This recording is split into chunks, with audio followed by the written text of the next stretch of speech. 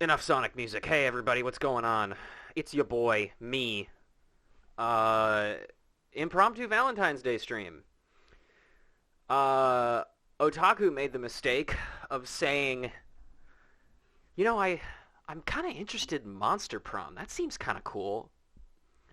And then I remembered that their birthday was recently, and then I didn't get them anything. And also, it's $69 or 69% off right now on Steam. So, you know, happy sad. Thank you, Remy. Before we begin today's adventures, however, I have something that I need to show you.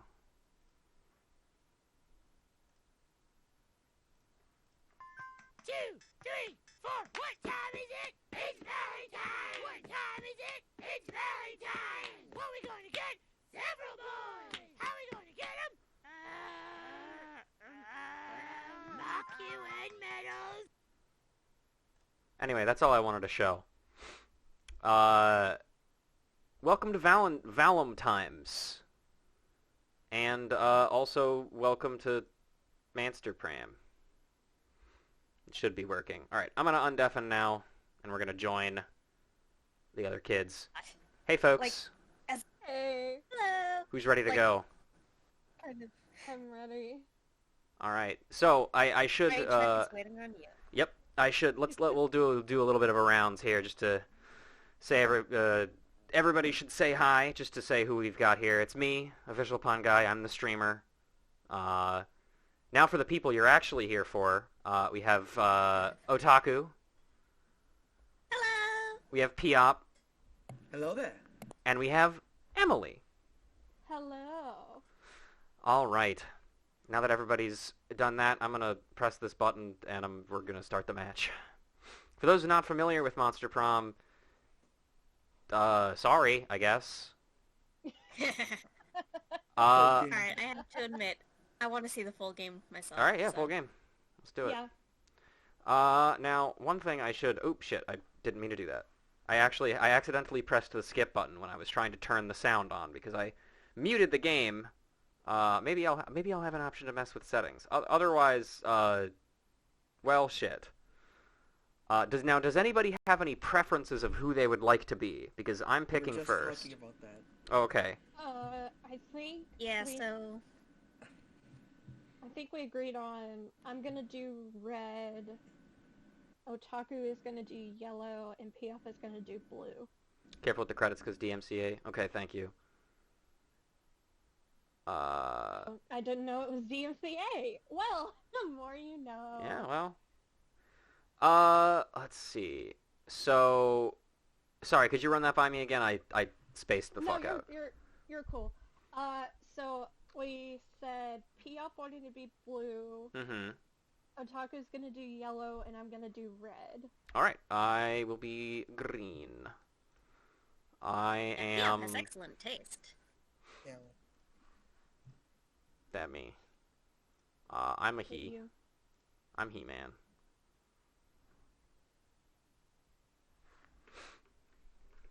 Now, something that actually I forgot about on accident is technically not everybody actually needs to own this. Because there's a local function where like we could just be all in the same call, and like I would be streaming it to you guys, and then we would pick, or I would just pick options that you asked for. But the opportunity to gift Otaku something, Be a menace, affectionate. yeah, Yeah. too hard to pass up, honestly. I respect that. Did you know I have a giant document filled with all of the birthdays of all of my friends that I can remember, Oh, nice. just in case? That makes a lot of sense now, actually. Anyway, and yet I'm gonna just read this, but Sure. and we had yet to experience its ultimate challenge, the Monster Prom. I remember it clearly. Okay, but who's voicing who? 3 weeks were left, and as we fantasized about our dream prom dates, we were all scrambling to catch the attention of one of our 6 most charismatic classmates, because I don't own the DLC, so it's only going to be this.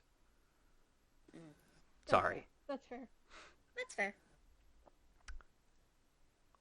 Miranda Vanderbilt, a sweet mermaid princess who was as cute as she was genocidal. Damien LaVey, a fearless demon with a taste for destruction and a love for fire. Scott Howell, a werewolf athlete who compensated with for his rather small brain with a stupidly huge heart.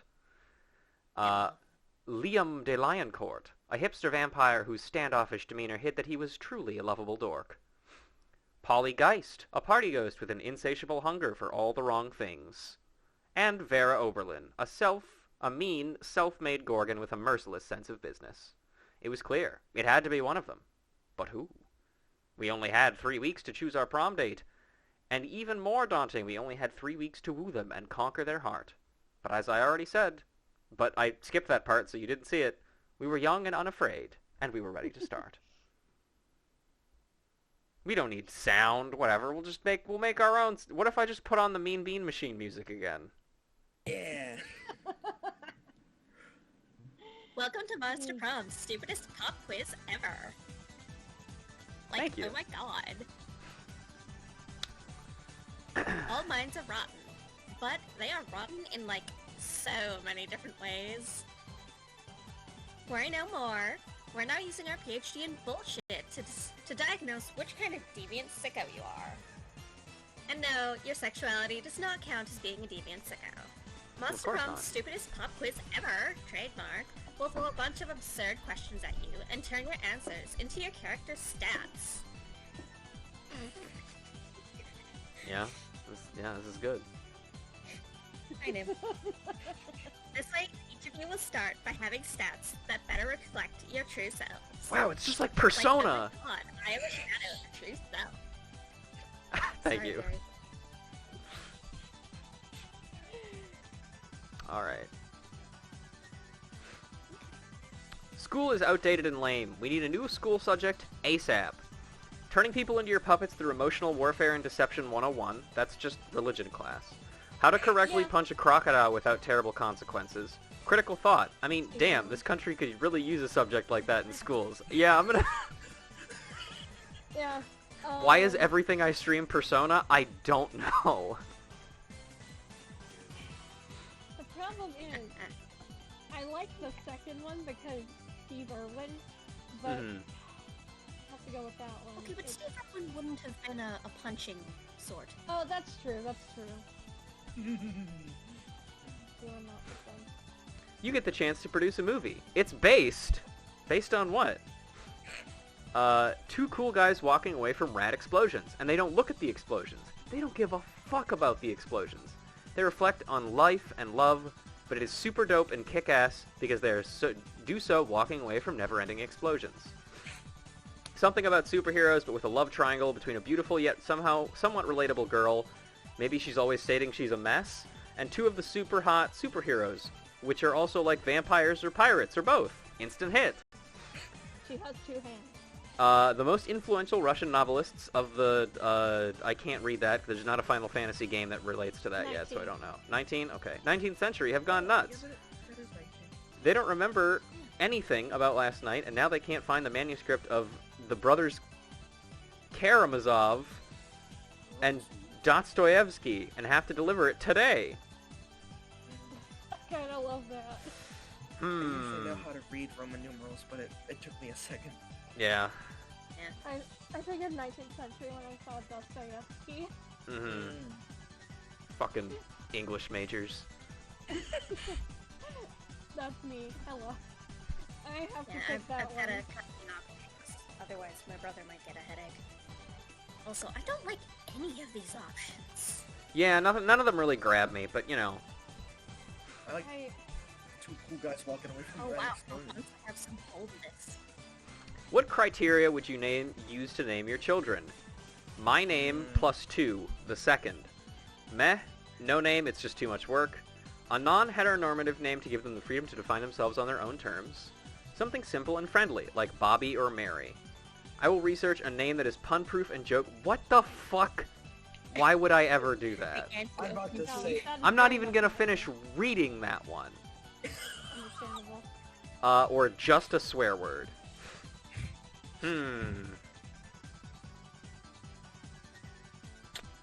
It's a good. This is I'll be honest, this is I a tough already know one. which one I'm picking. I do I do too. too.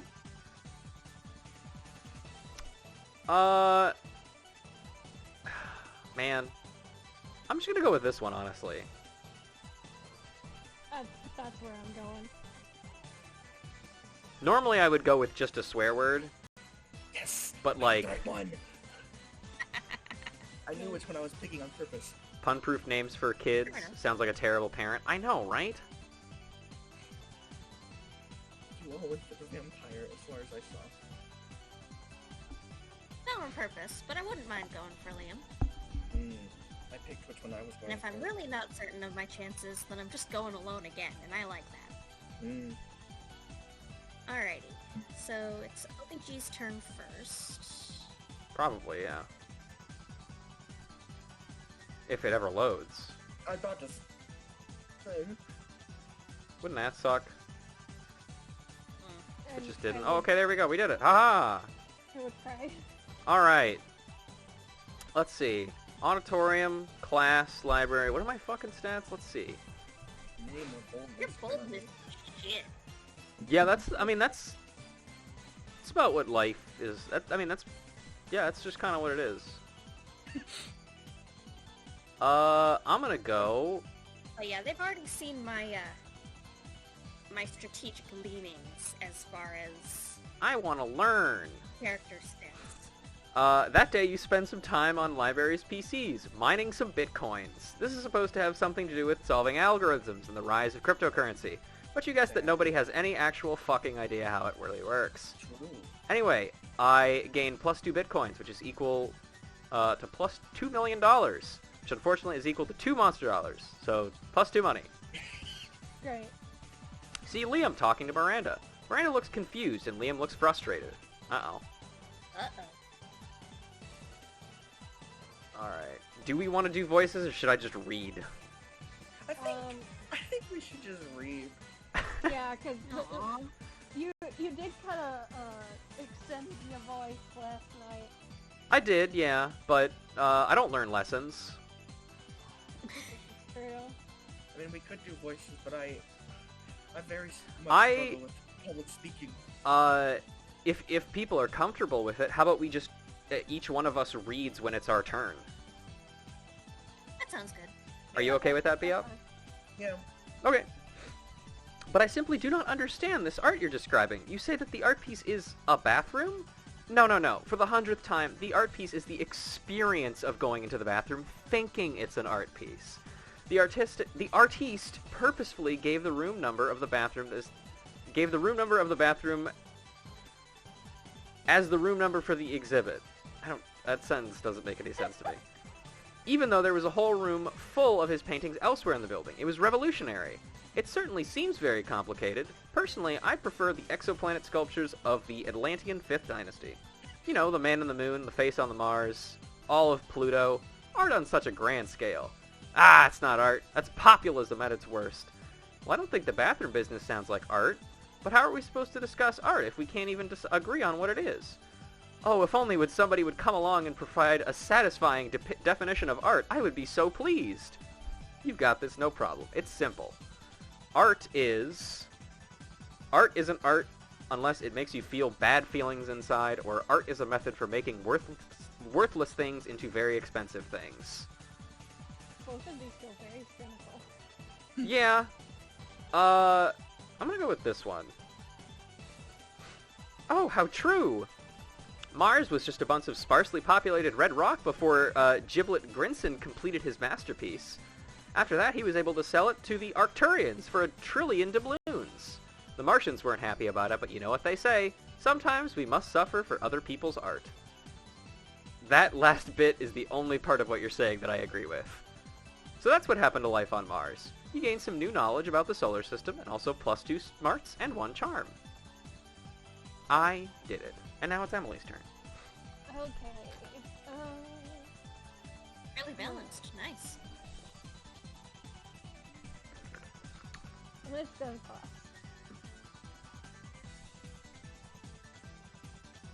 Make sure you're reading. I forgot to... It's all good. Sometimes after all the monster nonsense and the dating gimmicks, you forget that attending class is supposed to be the primary activity at this high school. You get close too smart. You look up to find Liam and Scott waving their phones in each other's faces. What about this one? Nah, I definitely swiped left on that one, bro.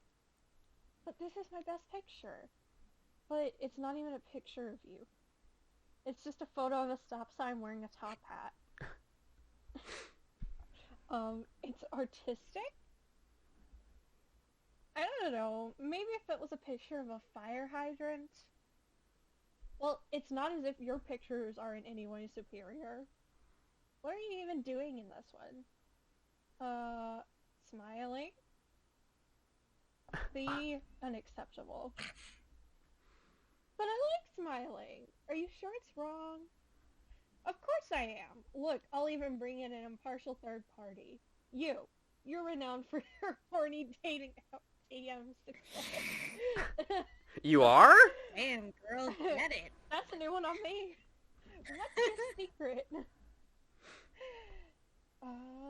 I don't just smile with my face. I also draw a smiley face on my bare chest. I shock and amaze them with my custom Momentgram filter, Sepia Mustache Enigma. I mean, I feel like it's obvious which one is which here. Yeah. Yeah. Sometimes that's how answers is, but the question is, will they work? Do you have the stats for them? Yeah. I hope I do.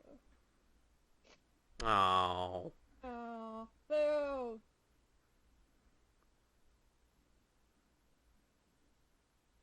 Your filter isn't even fit to filter my filters. Oof. This guy. But it's still got a heart, so... Still got a heart of bone. Where's my stats? Okay. Oh, that's Piop's. Of course I have it. That day during recess, you start a half-hour rave that goes full crazy. You have no idea how it escalates so much, but at one point there are like 300 people. Someone summons demons from a nightmare dimension. The consequences might distort the fabric of reality itself, but who cares? It's a rad party. You gain +2 fun. Suddenly, a chill runs through you as if the very fabric of reality is in danger. Scanning your surroundings, you quickly discover the reason for the fear. Holly and Damien are together and they're bored. Uh-oh. Damien! What? I must have fallen asleep for a second because nothing is on fire. I know, right? Nothing crazy has happened in the last 47 minutes and I'm like dead. I mean, I am literally actually dead, but I also am dead because of how bored I am. What if we just... Oh fuck, I'm so bored I can't even think of something to do to not be bored. No! Help us, somebody please, cause a sexy problem. Send in the party goblins. Oh, party goblins, let's go. Party goblin! That's what they call me on the I forgot to street. that line. They bring their party hats to kegs full of cheap beer and their illegal fireworks. Damien gets into a friendly fistfight with 12 golems while Polly poses for goblins gone wild. The party leaves 9 dead, hundreds wounded, and your 2 friends completely satisfied because you gain +2 boldness and +1 fun. I like that Damien does not look satisfied at all. In fact, he looks angry.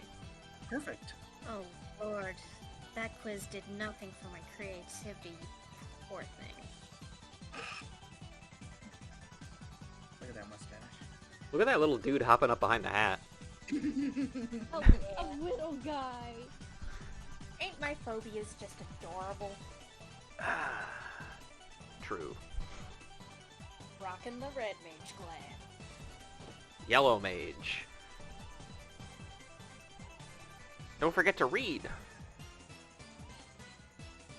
I forgot to read. But I just said not to forget to read.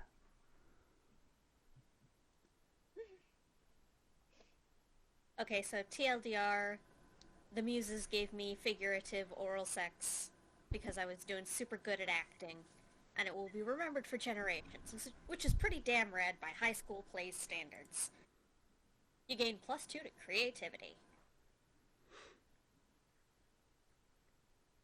Against the expected, you spot Scott and Liam engaged in what seems to be an intense conversation. Damn, Like, Liam. weren't they in an intense conversation earlier in class? Yes. Everywhere. Roger my everywhere feature. Is the vampire and the werewolf, They seem so... so into it. Yeah, I know, right? They seem so into it that you can't resist the urge to ask them what's going on. We're discussing this recent novel, Two Lights. It isn't a novel. It's a rad movie with lots of cool dudes with amazing abs. Well, it's actually based on a novel, and It's it's based? anything but rad. It's cultural trash. But I decided to like it ironically. Yeah, it sounds like Thing is, Danganronpa. there's this human girl with two guys who like her. Oh god, they're talking about Twilight. But the guys are part of two enemy human races. Oh, two lights, like what? Okay. Wild shirtless humans and the mysterious deep look-giving humans. I'm sorry, there's a cat demanding our attention. That's okay. We will Hopefully the take werewolf on- on screen will scare them away. Enemy human races. Yep. Nope. What's up, Fluff? Yeah, because that totally doesn't happen in real life. Hi, Fluff. It's true, it doesn't. Hunter, stop playing Duel It Links. seems these two humans can't stand each other. Oh, and the deep look-giving humans shine in the sunlight. Okay, that doesn't sound like anything. I don't think that's a reference to anything. I think that's still an original Ah, so concept. this is about the movie adaptation of Twilight. Yep, sparkly vampires. No, it's not. It's not based on anything. This is a new and original concept. Yeah, absolutely. Oh, totally. What are you talking about? Shine or I love immolate? how all the birds... I love how all the birds are just so fucking wide-eyed. Yeah. Just like Scott. Pog Gang. They're all pogging. That's it is 4 very Pog Pog Champs. Day. Yeah.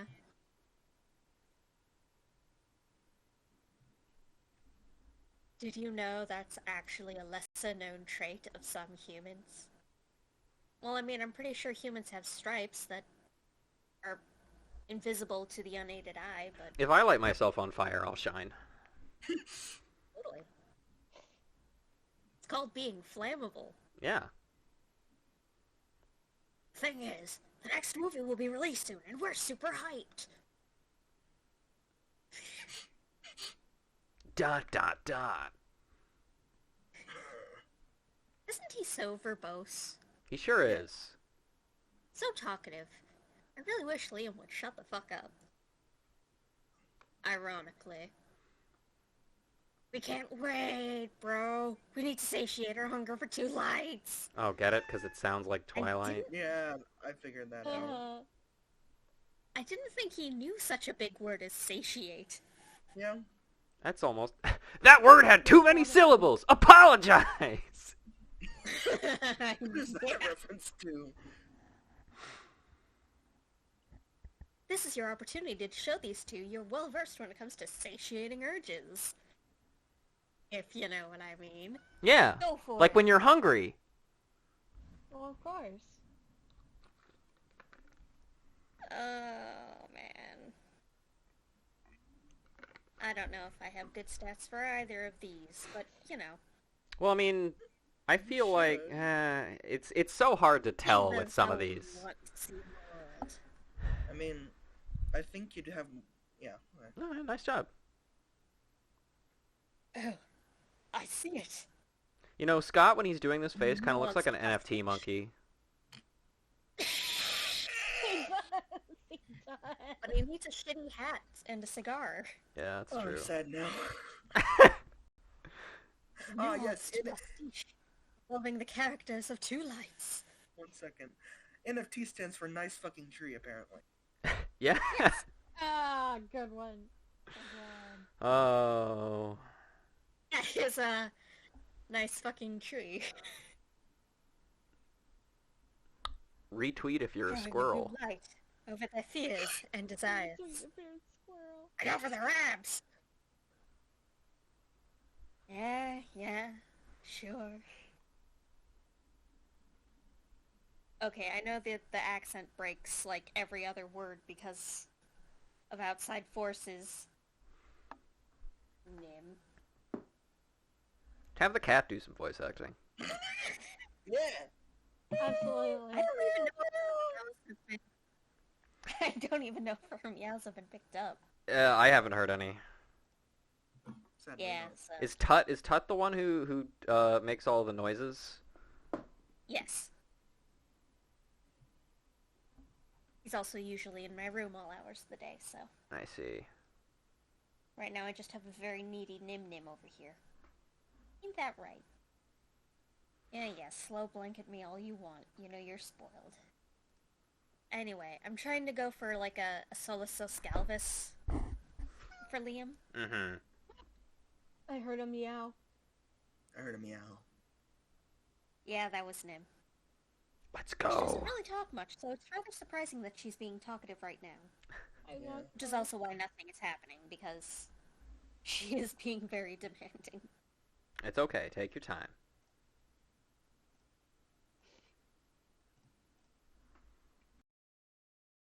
I think it's because I have stuff here and she's trying to beg bits off of it. Alright, her back is turned. I should be safe. With an unexpected twist that will elevate the strengths of the original Ove. Ew. I don't know what the fuck that word is. Weird. It's a French word. Who knows? Ugh, French. Get it out of here. Original out of way. Everybody point at their screen and I'm say taking Pia's French. word on it because she's mentioned stuff in French. French. I'm the only one in here that doesn't discuss the French. Look at that face. Smug face. Something subtle, yet powerful. Something like... the rival humans ditching the girl and fucking each other's brains out. Oh, hot Oh. damn. Hey. If it works, it Okay. works. Be the Zoe you want to see in the world. I would love to be an Eldritch entity. Yeah, I like that. It's artistic. Because of reasons. Of course. You're... As my initial gift indicated. Fuck yeah! And if they're nude, that means more muscles and stuff. I like that. Sure. Sounds a lot like high form of art and nothing like thirsty fanfic. You're some kind of promoter of the arts. You gain +2 creativity and +1 to smarts. Hot damn. Alright, I think I need to worry about charm next. Okay, so how are we gonna do this? Do we want to challenge or do we want to randomize? I think we should I fucking want to challenge. challenge. I want a challenge. Alright, I hope it says play each other in a game of Duel Monsters. Yeah, I'd do it. Okay, everybody chooses something cool. Say your choice out loud to the rest of the players before clicking. I guess let's go one at a time. Fuck. I think it's Otaku's turn to talk because they're the one that's popped up right now. Is it? Well, I mean, we're all going to have to say something. And yeah, I know, but I think each person clicks after they say their thing. Well, no, because the clicking thing is just going to move on to, like, the actual question, I think. Oh, Yeah. yeah. So, I don't know, if you think of something cool, say it. Optimus Prime. Damn it, you took mine. Friendship. Something cool. My friends. Fuck, you took mine too. I'm gonna have to say that moment when you're looking at your cat and they go in for the nose boot. So, cat nose boot. Yes. Okay. I can't think of anything, so Ghost Trick. Player order is... I wonder who's going first. Player order is decided based on how weird it would be to find the selected thing as the prize in a Happy Meal. So, That would be a big container for all of y'all. Mine was Optimus Prime, and Optimus Prime is a toy commonly, so... Yeah, it's true. I would say that it would...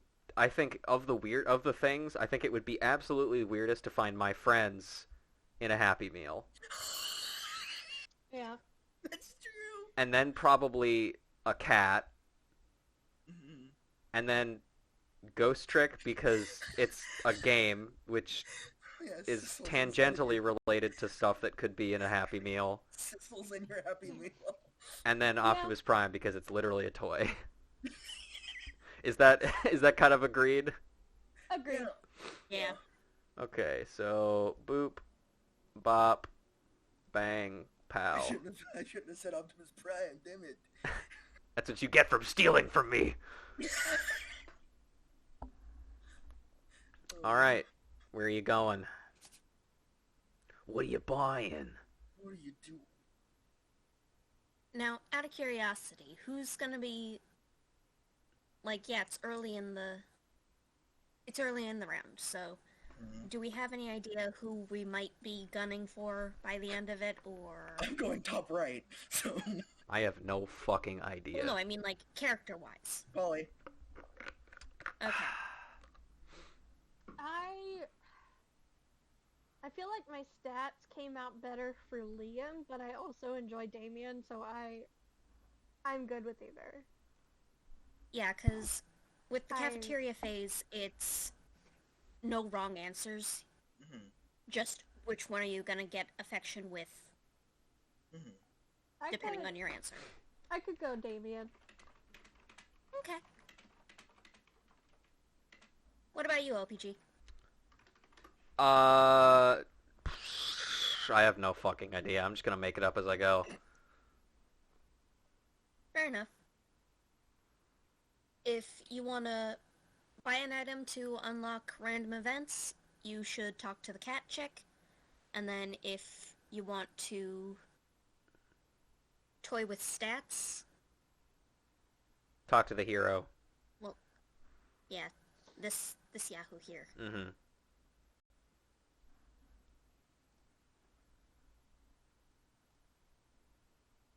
In the meantime, I'm gonna test my luck. And You'll once again, approach yeah. Liam and Vera at their table, but before you can sit down, Vera holds up a hand. Ah, shit, what'd I do? Oh. Stop.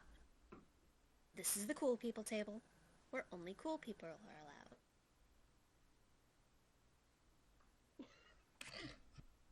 I would agree with what Vera just said, but agreeing is something only uncool people do. Wouldn't you agree, Vera? Ooh, that's a trap. Oh, you Nice just got try, caught. Liam. But I think we're getting away from the point.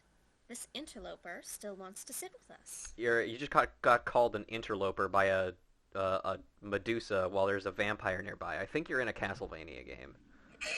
God. Die, Ain't we always? monster.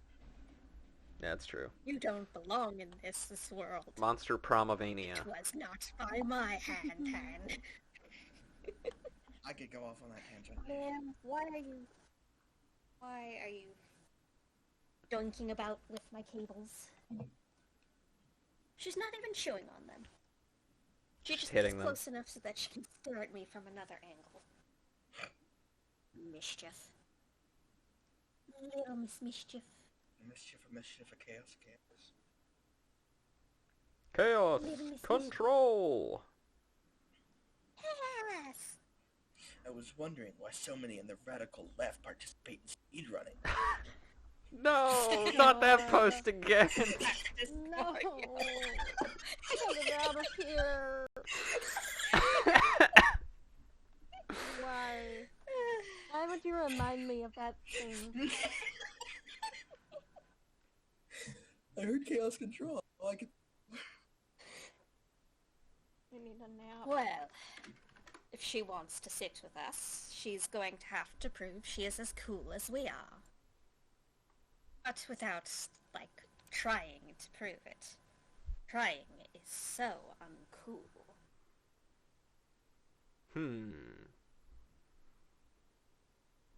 So, what's it going to be?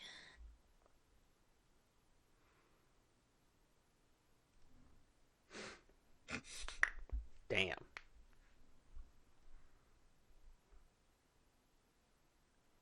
What will you choose? Do I look like I have 50 on me? No, I've only got 5. Wait, was that sarcasm? No, of course not. Otaku was clearly being totally sincere. There it was again! Are you two doing this on purpose? Now why on earth would we do that? Gah! I can't tell whether you're being sincere or ironic. It's so cool.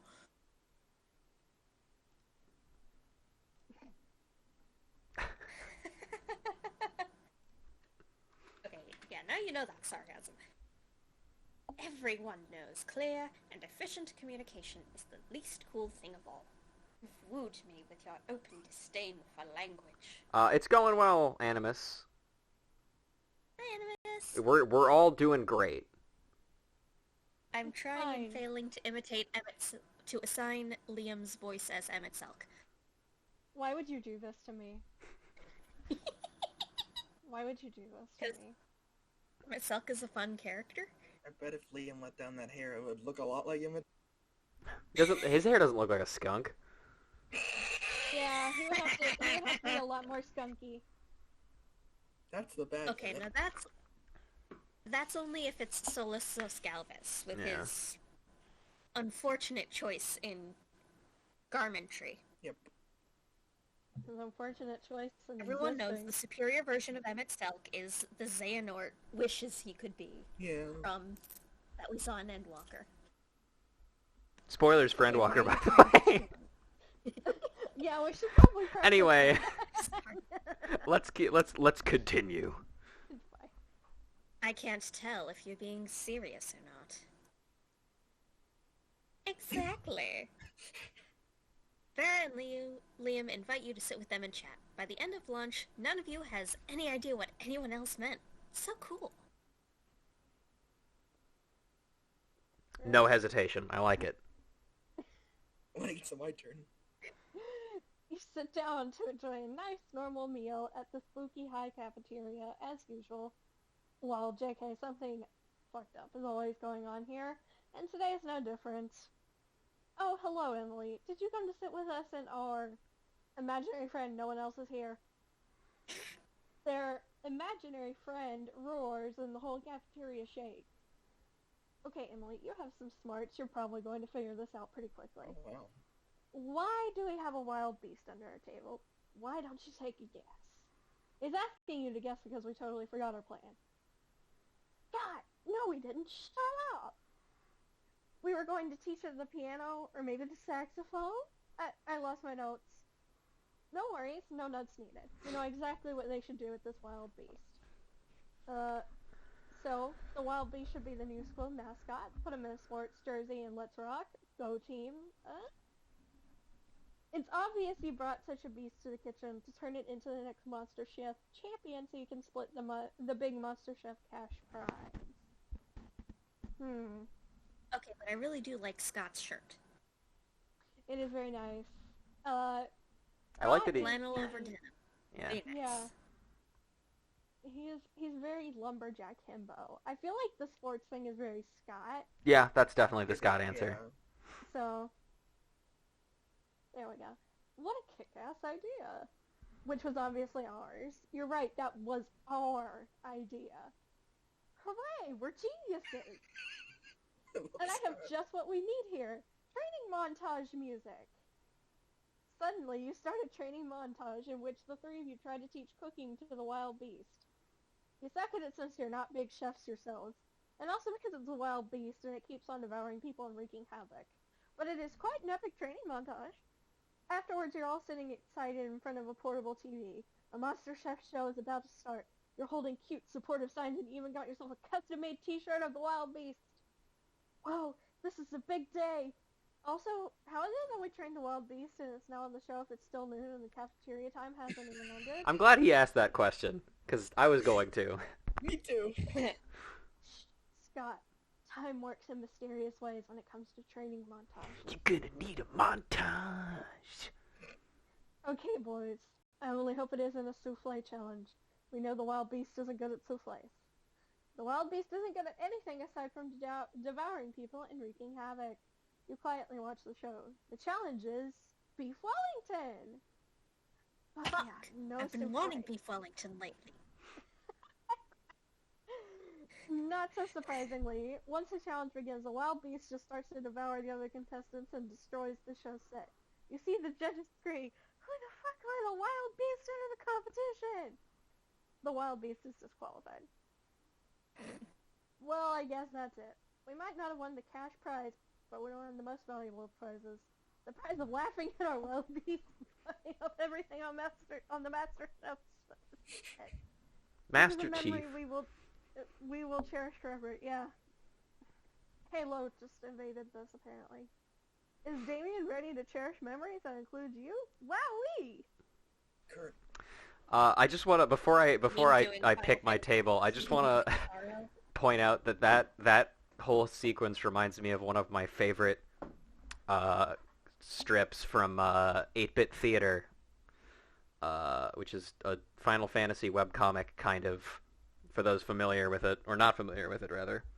And in this particular comic, the fighter of the group, who is known for being an idiot, competes in a sport known as Drown Ball, where the goal of the game is to drown yourself as fast as possible. Yeah, that checks. I love Harry Potter and the Goblet of Fire. However, he fails to drown himself by the end of the competition, and so he survives, and everybody else in the show is dead. And he gets brought on because nobody has ever not drowned in Drown Ball before, which puts him in last place because he didn't drown in the sport where you're supposed to drown. However, because he's the only surviving member of the competing cast, he wins by default. Love that. And there you go. Love that. That's, yeah. Yep. Let's see. I'm gonna go here. You're taking a break from socializing to eat your lunch when somebody punches you in the knee. It's the Slayer, and she's hiding under your table. Eat knee pain, freak. Now I'm gonna punch your other... Ow! You just threw your apple at her. Finally a use for that Red Delicious. You defeated the Slayer. She flees, leaving two choice pieces of loot behind. Have you guys ever had apple cinnamon donuts before? Yes. Oh, love those Slayer things. is a romance option. You had in apple Monster cider Camp. donuts? Yes, the Slayer is a romance option in Monster Camp. That's correct. The loot flashes rapidly, getting ready to disappear, almost as if you're in some kind of video game? No time to contemplate the nature of existence. Pick some loot before it's all gone. Let's see. Garlic, rice, and holy water. One monster's weakness is another monster's dinner. A gun that shoots stakes with eat shit burned into the side of them. Well, that sounds like the next attack name of the day. You scoop up the sweet-ass gun and go about your day. Obviously, you're not going to use it to kill any of your classmates. You're a monster, not a monster. But later, in biology class, the teacher calls on you without warning. You panic, because who has time to do the reading when you're trying to smooch your classmates? But your panic turns to self-assurance when you hear the teacher's question, what do flies do? Rather than responding with lame-ass spoken words, you respond by firing a wooden stake straight into the chalkboard. Eat shit, exclaims the teacher. Why, that's exactly right. Congratulations. You meant to shoot the teacher, but hey, whatever works. You gain +4 boldness. Amazing. Gaming. Amazing. Also, apple bratwurst is another thing that I tried. Very That sounds strange, really good. but yeah, it was good. Polly and Miranda sit together, surrounded by Miranda's customary crowd of... So, wait, you've actually got serfs who eat for you? Well, of course, I find eating to be terribly undignified, so I almost never do it. Hey, me neither! What other kinds of crazy serfs have you got? Well, I have a serf to go to the bathroom for me, a serf to experience difficult emotions for me, and a serf for keeping my silverware in alphabetical order. I even have a surfing serf for sitting on top of whatever I go surfing. Wow, that's a lot of surfs. It's a fair amount. The only limit is my imagination. Unfortunately, my imagination surf imagined a way to escape from serfdom, so now I'm all out of ideas. I hate it when that Well, happens. I'm sure with the help of PB, we could probably think of a dope kind of surf. Oh, that's a good name. Oh, is that so? I can't wait. Well, you're on the spot now. What will it be? A party surf. A surf? For me? I couldn't possibly. Why not? I do it all the time. But isn't it wrong to make someone else experience the negative consequences of your actions? Well, like I said, I do it all the time, and Father says, therefore, it's probably fine. Oh, okay. Oh yeah, let's hire a dude to deal with all my withdrawal symptoms. Hire? Polly, dearest, we don't pay our serfs. We don't? Sweet deal. Polly hires the burliest hangover surf she can, and the two of you go out for the night of your lives. The surf is 10 in the morning for the epic hangover, but that memory's the second-degree manslaughter. Okay. Fine. Alright. Challenge. Challenge! Everybody chooses a movie. Say your choice out loud to the rest of the players before clicking. Scott Pilgrim. Spirited Away. Oh The Lego Movie. I'm gonna go with The Hollow. That's a good one. Okay. Player order is decided based on how idiotic it would be to do a 10-hour remake of the selected movie. Start debating now. Oh, well, then I'm going last again. Hmm. Okay. Because I love Scott Pilgrim, and I feel like it needs a remake. I feel like I don't know if you can make it a 10-hour remake, but The Hollow. Well, I mean, it's not if you can, it's how stupid it would be to do that. How stupid it I would don't. be, yes. I don't think it would be stupid to do one for The Hollow. I don't think it'd be stupid to do one for my movie either. I think it's pretty stupid to do it for the Lego Movie. There's Yeah. there's I not mean, well, like what's yeah. the story is done, you know? They made a second New one, but it didn't Legos. sell well. New Legos. I don't think I ever watched the second one, honestly. Honestly, neither did I. I did. It was okay. It's medicine time, though. Neat. Honestly, the only thing that I could see bringing it out to 10 hours would be more Bionicles, other than the one cameo that they got in that movie. I also feel like Otakus isn't very idiotic because, listen, it may not make a lot of sense by the time they were done with it, but I would watch 10 hours of Spirited Away. I would too. Or any Ghibli movie. Yeah. So. Alright, so mine's pretty I fucking stupid. willingly accept 4th place. Now, here's the question. What do we do about these what about these in-betweeners here? I don't know. I can go third. I don't care. Now, I will say I'm not as familiar with The Hollow as I am with Scott Pilgrim or Spirited Away, so I can't really comment on, Isn't The Hollow based off the Headless Horseman?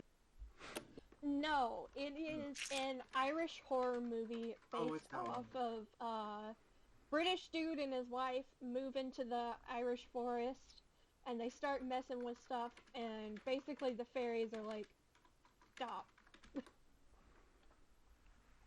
as they are wont to do. Yeah. Exactly. Especially against the British. Maybe that's how their teeth got so messed up. Yeah. Yeah.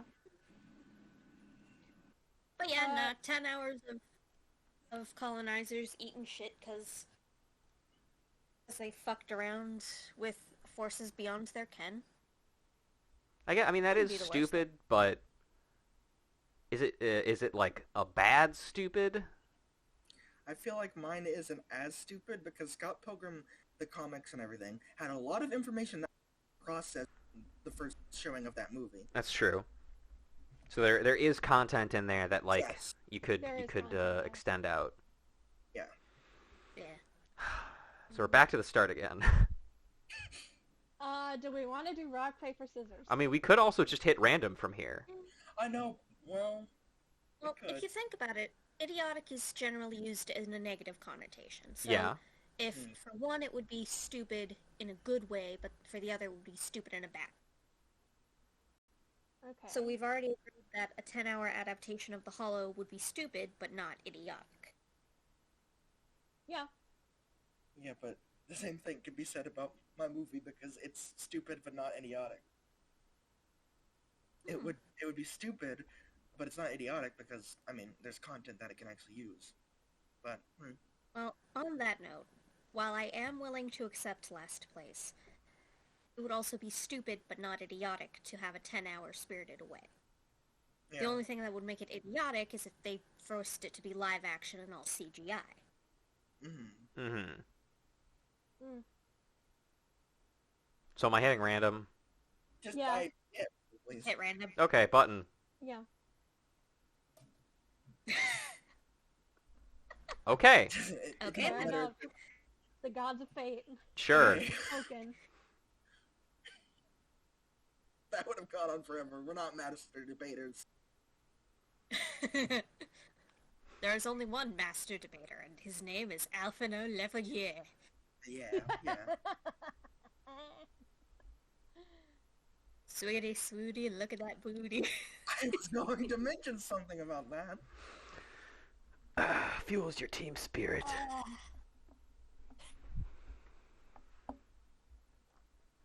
And again, I forgot the first part. Later that day, an epic dodgeball match takes place. Everything seems lost, but you deliver an inspirational speech that fuels your team's spirit. Which is what happens when you play Fire Emblem for too long, Yeah. True. leading to a spectacular comeback. You're clearly a natural-born leader. You gain +2 charm. You see Liam staring at his cell phone, sighing deeply. Maybe one of his favorite bands signed on to a mainstream record label, or the exact shirt he's wearing is featured on a magazine cover. Decide to check in with him. Hey man, what's good?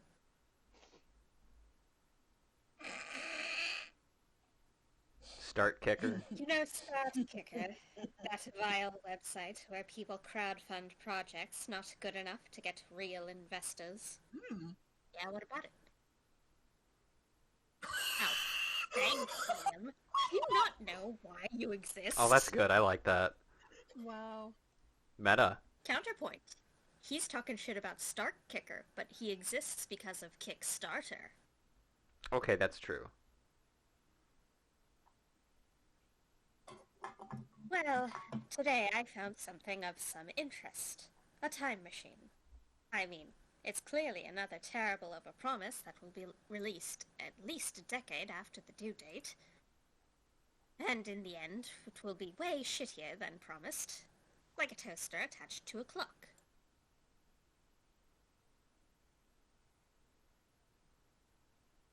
A toaster attached to a clock? Genius! You discreetly write down the idea in your $1 million notebook.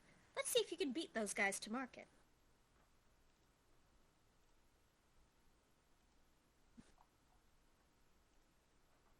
I'm being stared at very loudly by a cat. Forgive Uh-oh. me. Square Too up. early for her to be fed.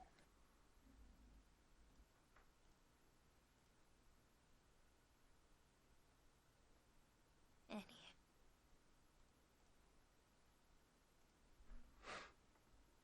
But I was sighing deeply because I couldn't help but think. Supposing I were to acquire such a machine, I wonder, where in time would I go? You're back? I thought you were Fluff.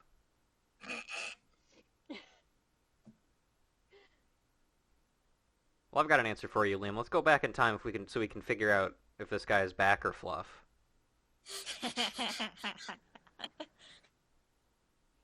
Send me to the Victorian era. Just leave me there.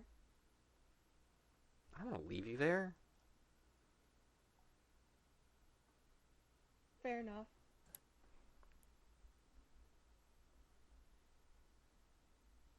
You know, that first answer also reminds me of an 8-bit theater strip. 3.85 billion BC. So you can be into Okay, now, I know that the non-religious version is before Common Era. But the fact that Yeah. BC and AD, Anno Domini, does that mean there's Christianity in Monster World? Aren't one of the... I feel like I remember seeing one of the Coven people wearing a cross. but I could also be misremembering. Yeah, but that could be like a human wearing a pentacle. I feel like it Or might be. Evangelion. Oh, Kent But, makes a like- good point. Jesus is a lich, which is a type of monster. Great point. I love it. It's sacrilegious. It's funny. I love it. Also, Fluff, yes, I do call people by their full name, because I'm Francisca von Karma. She must have a wonderful time with Larry Butts. No, I don't actually think she says his name once. I know! Makes Which me is- mad. Which is good, probably, because it keeps his name out of her mouth. Fair. 3.85 billion BC, so you can be into existing before it was cool. Or everyone knows the dopest time in monster history was 1925, specifically July 26th, 2 a.m. to 5. Okay, that is so damn specific. I'm looking it up. I have to wonder what the fuck happened. That feels like I think that's probably like an inside joke in the game. Who else is there? Well, Fluff, if you were here at the start of the stream, like a true fan, you would know that I have myself, Otaku, Piop, and Emily here. That's me. The French team of Robert Benost and Brittany won the 1925 French Grand Prix. Okay, That's that sounds hype. Yeah, let's go back there. What, French Grand Prix? I don't know enough about the Grand Prix. You were driving? French Yeah, driving Grand me Prix. crazy because you weren't watching my stream. But Get him. you need a stream deck specifically so you can play a rim shot sound effect. That's true. Yeah. I want a stream deck as well. Okay, that was apparently correct. Well, I had enough smarts for it, so yeah. Oh, he remembers it. He was there for the Grand Prix. I remember 1925's July 26th, 2 a.m. to 5 a.m.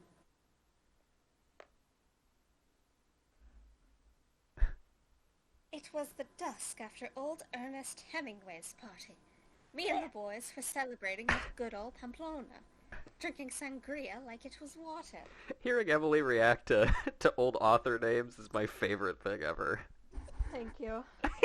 I hate Ernest Hemingway with passion, but that's not something we should get into now. It's so funny because I have like no opinions on any of this. So like The lore. So, basically, I need to know the tea. when I did a feminism in literature class, we talked about how there were several women authors at the time who were, just being women and, like, not even necessarily challenging gender roles, just being women who weren't hyper feminine, and he hated all of them and made, like, really sexist jokes about them constantly, so, Mm. yeah, Pansy little bitch ass. exactly. That's all right, not so even- that's not now even we Ernest now we Hemingway's all birthday. know. It's not even Ernest Hemingway's birthday. Well, maybe he was throwing a party. You don't know that. It was a sexism party. He was celebrating sexism. True. I mean, it says me and the Sangria? boys. It was clearly a boys club event. True.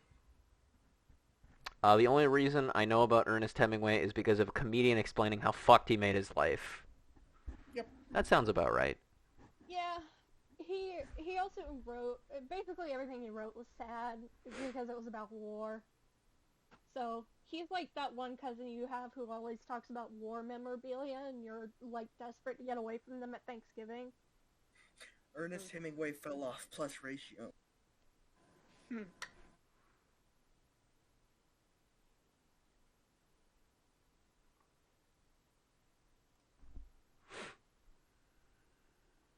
I even prepared a special batch for me, without those pesky little pieces of fruit. I almost never drink sangria because of those. So, wine. You were given Yeah, wine. it's wine. Little pieces of fruit are the 8th thing I hate the most about in my beverages. Right between floor cleaner and sentient milk that has controversial opinions on opera. Sentient milk? We've all been I'm there. terrified. Wolf must have left it on his desk for too long then. Yeah, that's possible. Oh, get Because called he out, didn't Fluff. know that liquid could grow mold. Which does he hate more? It's up to your imagination, Fluff. When dawn was imminent, Ernest came to me and said, "Ah, Liam, the world is ours. We could feast on it forever." I hate that that sounds like something he would say. I told him, "You're right, Ernest. But remember, I'm a vampire, and, you know, the sun also rises." And the rest is history. You are right, my Hey. friend. July 26th, 1925's 2 a.m. to 5 a.m. was the best of times. Alright, I'm back. Welcome back. Thanks Yeah. for making me remember such fond memories. Maybe some night soon we can share some little pieces of fruit-free sangria and create new fond memories to time travel back to once in a while. Whoa! You already booked tickets to those soon-to-be fond memories with Liam and saved the date in your phone. You gain +2 charms and 1 to smarts. Nice.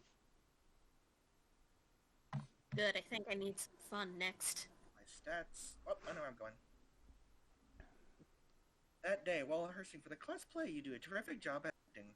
You act so hard that some of your classmates on the throw roses at you. 7 roses to be exact. Damn, roses aren't a valid currency or stat in the... Anyway, you check your converter app to see if this could translate to something a bit more useful. It seems 7 roses. Creativity point. Sweet, you get 2 creativity. Okay. Crafting. I love Polly's outfit. It's funny, I know. Otaku had the exact same reaction when they saw it for the first time. Love that.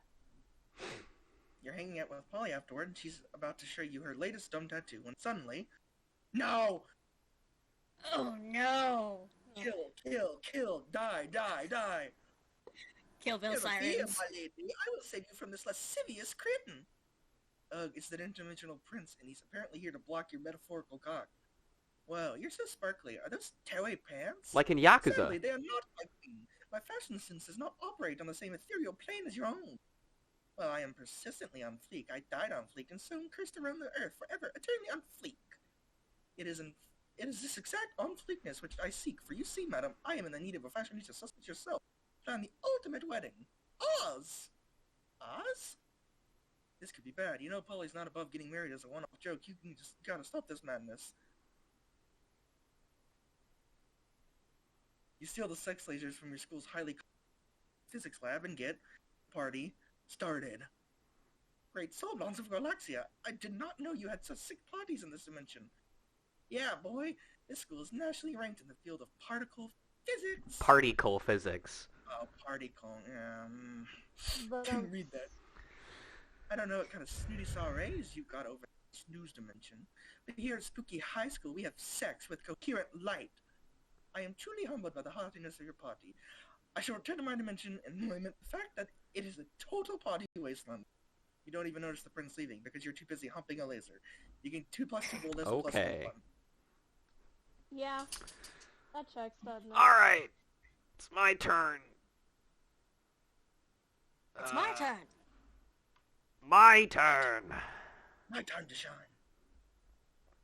There's something you can do to, like, make the stats that it raises show up, right? There's like a button for that. Oh yeah, there we go. I figured it out. But yeah. He. Let's see. I think if you're looking for fun, you want to...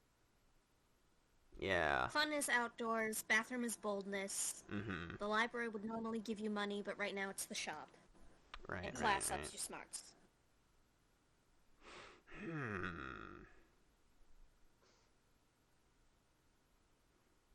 Well, Still, I was wondering when the interdimensional prince would show up. He wasn't there in my last playthrough.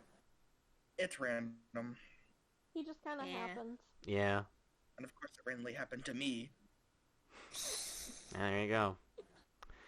I mean, You are the sex speedrun Yeah, the sex speedrun of the master. Pog Gang. Yeah, all sex speedrun is ass. That I mean that is the strat. That is the strat. I'm gonna yeah, I'll just do fum. That day, during recess, you start a half-hour rave that goes full crazy. You're casually chatting with Juan, the small magical Latino cat. You start telling him that hilarious story of what happened last summer at Monster Camp, now available on Steam. You know which one. The one involving the beehive, the blow-up doll of the president, the penguin mask, and the mystery of the Goblin King. Now Actually, I available think for... Monster Camp's gonna be available on the Switch too. Now available on the Switch for $3.49. Hey, wait, Slowly, is lots of people start joining you to hear the story. Oh, sorry, Piop. one thing. Is Monster Camp also a local thing? I would assume it has all the same features. If I it have does, not then I played can it go yet. it I if we also wanted to have do that. it. We'll do that next year on Valentine's Yeah. Day. You're right, we'll all be dead by then anyway. Slowly, lots of people joining you to hear your story. By the time you say where the Goblin King was, 100 people or so burst into hysterical laughter. You turn on a mobile app that captures all that laughter and turns it into fun. I do this all the time, honestly. Ew. You notice Vera showing off an elaborate new necklace to Miranda. They're the crown jewels of Lemuria. My family acquired them in a cutthroat business merger. Do you like them? Oh yes, very much. Such a shame about the Lemurian royal family, though. What, that they're all dead at the hands of their own servants? No, that was unavoidable once the true tragedy had taken place. They were no longer loved by their subjects. Feared, you mean? Oh no, fear is so scary. Love is what matters. I could not disagree more. You there, to settle this dispute for us. What is the best way to let people know how powerful you are? Buy their houses, burn them down, then replace them with a water park. Or, you don't need to convince anyone. Just make everyone who doesn't love you disappear. I know which option is which if you want to. No, I want to rant. I want Okay. He's gonna high five the sky. I'm gonna get set to get decked. Yes, a tactic I've used successfully many times in the past. The best part is that when you build enough water parks, no one even goes to most of them, meaning that you burn down your victims' houses for absolutely no constructive purpose. Victims? Don't you mean subjects? Same thing, darling. Same thing. Now you understand why so many new water parks have been opening up lately. You gain +2 smarts and +1 fun. One was funny genocidal, the other was genocidal. Yep, Lovely. and everybody knows that I'm funny. Genocidal. That day you skip class and just hang out in the bathrooms because you respect no authority. I guess some people just want to watch the world burn. By skipping class and hanging out in the bathrooms. You give +0 shit, but you gain 2 boldness. You notice Liam and Damien talking to each other. You're a little jealous, so you decide to join them. I have 2 hands. I have 2 hands. I have 2 hands. You can make more hands out of fire. True. Like, I'm just saying. Monster Prom. Crunch culture, they probably didn't have enough time to put in the polyamory add-on. That's What do you true. mean? What do you mean? I'm trying to date Polly. I get it. But, But, I know, right? The entire concept of slaying is barbaric, racially motivated, and deeply rooted in abhorrent colonial mindsets. And their outfits, black on red, it's like bad cosplay of a fashion statement. I'm just pissed that they get such a cool name. You know, if I murder a dude, I'm just a killer. But if one of them murders us, they're a slayer. Slayer is a metal band. The Killers is just post-punk baby shit. True. Sadly. I mean, hey. Is that something that would make Zeb mad? I'm not sure. I don't That's know. something that kind I of don't makes know. me mad. I don't know. I feel like it would. I feel like you would have to ask her for sure, though. Mm-hmm. There was a time when I would have hotly debated the genre classification of the Killers with you, but they're popular now and so are obviously garbage. And the same goes for Slayers. Someone really ought to put an end to this archaic practice. You mean by murdering all the Slayers? We've tried that, Damien. We've been trying that for literally centuries. No, what we need is a new initiative. Something fresh. Something modern. Something like... Liam seems to be drawing a blank, but you're not. Your idea is simple, yet effective. Murder all the Slayers, a massive PR campaign letting people know that every cool person in history was either a vampire or a demon.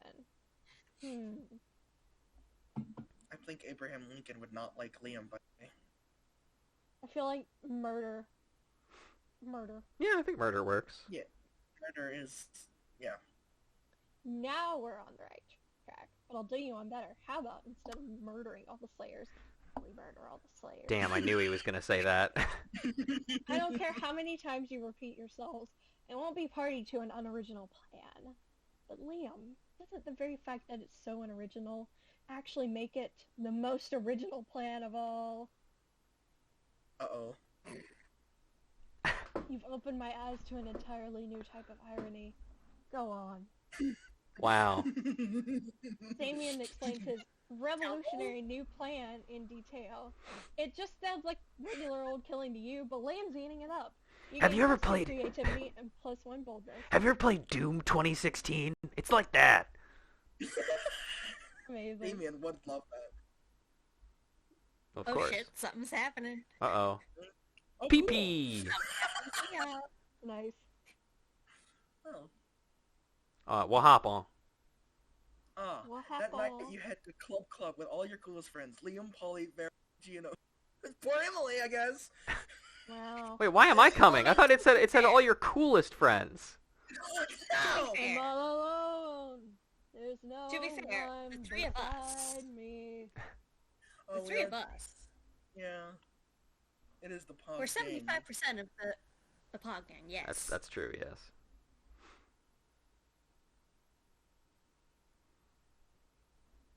Unfortunately, when you get up to the front line, the bouncer in a massive club tell you Vera and Polly are banned. Banned? What? Just because last time we were here, I spiked everyone's drink with chimera toxin and then charged them all for the antidote? Unfair. That was hilarious. It's not a crime if it's... So the... That's true. Well, don't just stand there, ladies. Seduce the bouncer. Use your wiles for the common good. Excuse you? Since when is it my job to use my sexuality to get you into club? Also, Liam's not banned. He could just go in. Yeah. Well, no, but he has to ask to go in. Oh, that's true. That's a good point, actually. I totally would, but the last time I had sex with this bouncer, I turned into his dead mom partway through as a joke, and now I don't think he likes me. You could listen to these three argue all night, but you'd rather do it while drunk, so you just the most obvious candidate. Oh, God. Oh, use your memory, okay. Thanks. Let me Oh think. god, and I can't even check my charm. I remember. Good. Your plan is Good simple yet charm. effective. You and Otaku Shu are each devastatingly sexy on your own. So you hoist Otaku Shu onto your shoulders and wrap the two of you in a trench coat, effectively doubling your sex. Wow. 2 dudes in a trench coat. The bouncer is speechless. He's never seen a monster so tall like you. Also, the bouncer is an idiot. You get a no. Ah, the old sexy trench coat gag. Classic. I can't believe that actually worked. That trench coat isn't even a designer. I must say, I appreciate your use of oblique strategy to accomplish your objective. Polly, Vera, and That's Liam what are all happens when extremely you play impressed by you. Fire Emblem, baby. And a little aroused. You both gain +2 fun and +1 charm. I took the class change exam and changed to trench coat class. Everybody never did. choose an occupation. Say your choice out loud to the rest of the players before clicking. Lawyer. Rat catcher. Veterinarian. In honor of my father, secretary to the corporate secretary. Fair enough. That's a position? My dad was effectively the secretary to the corporate secretary of a bank. Okay. Love it. Did you say one, Emily? Veterinarian. Veterinarian? Okay. Player orders decide based on how boring a VR simulator based on the selected occupation would be. Okay, Otaku's going first again. I feel like my job Yeah. would be pretty fun, though. Uh, Well, if it's a regular lawyer, then I think that would be pretty boring. Rat catcher would probably be the most fun, honestly. Uh, To be fair, I did temp work for the legal division of the same bank, which was on mhm. the same floor as my dad. So when I was working at M&T, well, at the bank that one summer, I essentially was on the same floor as the legal division in the corporate secretary's office. Hmm. So I was in a cubicle next to my dad. Hmm. It was great, but he was mostly like looking stuff up, calling people, answering emails. Yeah, it He Yeah, was sounds pretty also kind boring. of like vaguely tech support. sounds really boring. Secretary to the secretary, go with a cooler title named like Meta Secretary. Meta secretary. Secretary squared. There you go. I mean, Secretary. I'd like I to think argue about the lawyer one because it depends on what the case is. If it's I mean, even still, And courtrooms get really it's fun sometimes. And Ace Attorney exists. I know. So like, In, well, yeah, in that's VR, you a could lawyer do though. real I've worked desk with slapping lawyer action. lawyers, and there's Hmm. yeah, I've worked with lawyers though, so also Yeah, the reason I feel like lawyer is second. I like how I was arguing for last place. Well, unfortunately for you, you're getting second place. Yep. Now, The I Ratcatcher think is probably the funnest though. Ratcatcher would be really fun. yeah, I think that's true. I like that it gives me an option to select here, as if Yeah. like, Like, yeah, what are you gonna... yeah, are you sure? Who are you gonna pick? Oh man, it's such a mystery.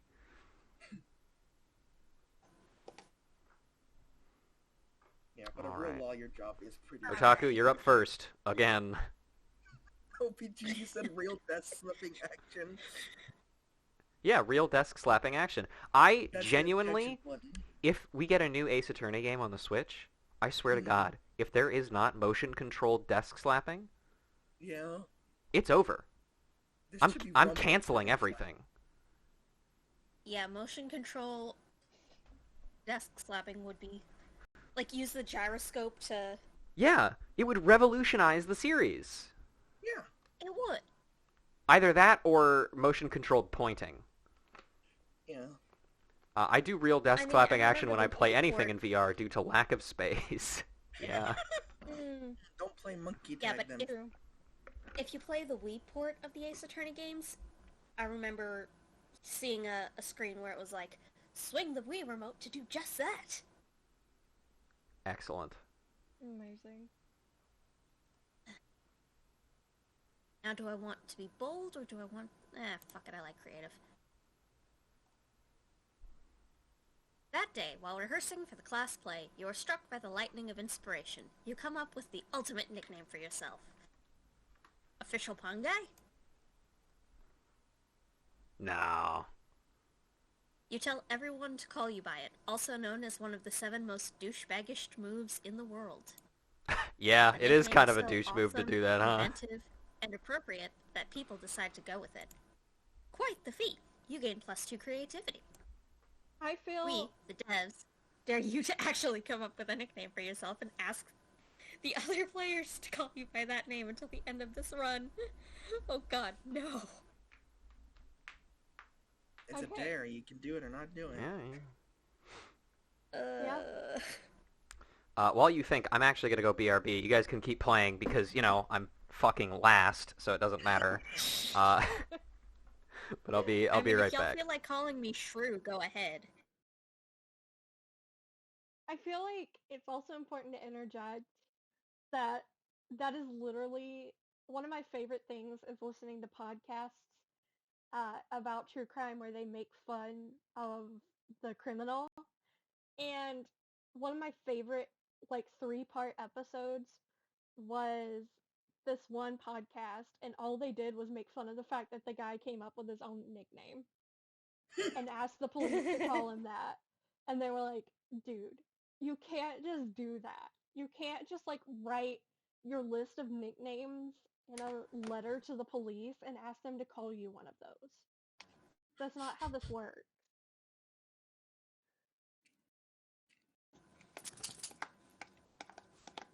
Yeah, your nickname is for the media to decide. Yeah. Like the Zodiac Killer. Yeah. Dead Buddy.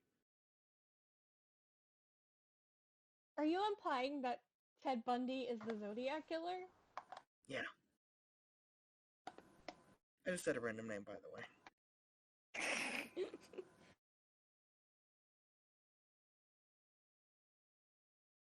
My dog just winked at me. But let's He's not talk getting about my gelato. let's talk about the real Zodiac Killer, Ted Cruz.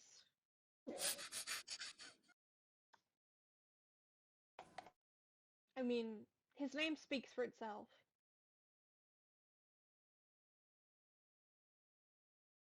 Did you see he had the gall to make a joke about tickets to Cancun when that winter storm was approaching and about to hit, like, at least a third of the country as a whole?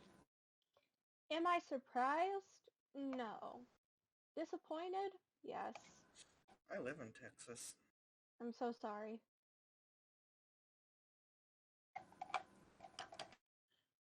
Yeah, you, Nico, and a few other friends of mine.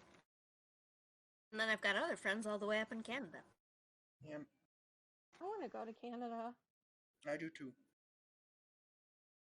I And used to be Bella. able to go when I was younger without need of a passport or anything. Mm-hmm. But now I have to either wait until I get my license and go for an enhanced license or get a passport anyway. I'll be right back. I need to take care of the gelato I just finished. Alright.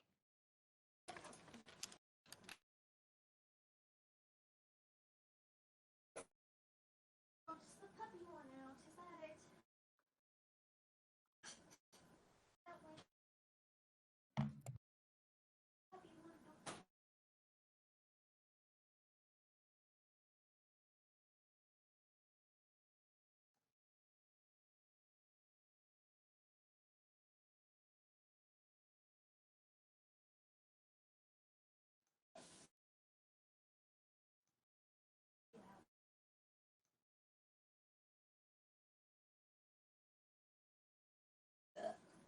Excuse me. You are excused. Okay, I'm back. Welcome back. Have you guys not continued? We What did get happened? off on a tangent. I see. Well, I had to go pick up a dead rat, so Oh, lovely. You did your Sorry job. about that. yeah. Rat catching. You're a real rat catcher. Yeah. Rat catching. It's weird how that works, isn't it? Yeah. Indeed. How boring. It'd be like that.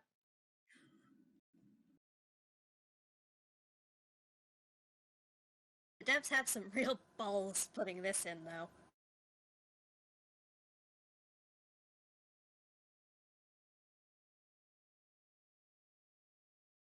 Oh dear. You find Liam storming out of the dressing room, still wearing his very fancy costume. He goes straight to Vera, where she sits in the audience, as usual, judging people. Oh god, I love Vera's outfit. It's so cool. It's Oh pretty my god, rad. that is amazing. Yeah. Assassin's Creed character. You've got to help me, Vera. Art is in jeopardy. Help you? Please. I signed up to be a dramaturge specifically because it allowed me to criticize people without doing any real work. You weren't in 14 then. I create incredibly I difficult, returned to your extreme outdoor trials for people to photography complete. Immediately after helping me sign underground supergroup Yogurt Resort to score our play.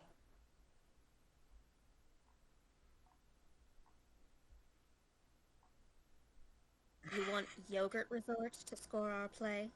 The ones who did Help Me, I'm Drowning in Tractors? Oh, okay. Oh, I yeah. hate to admit it, but that's actually a very cool idea.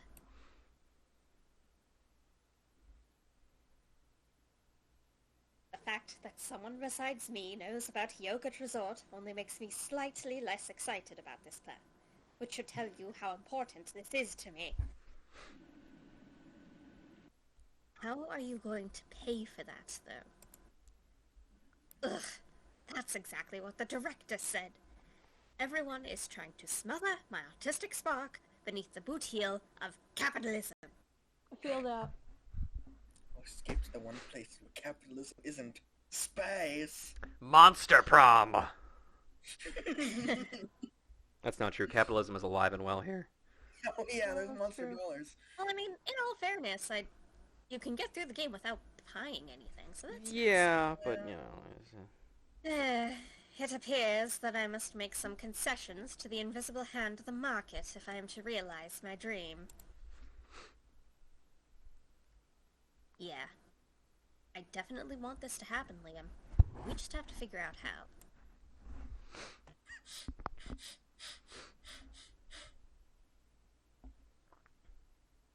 I don't know which option is which, honestly.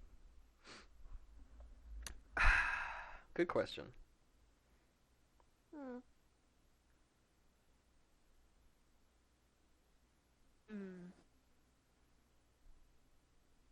feel like the truck one might be fairer.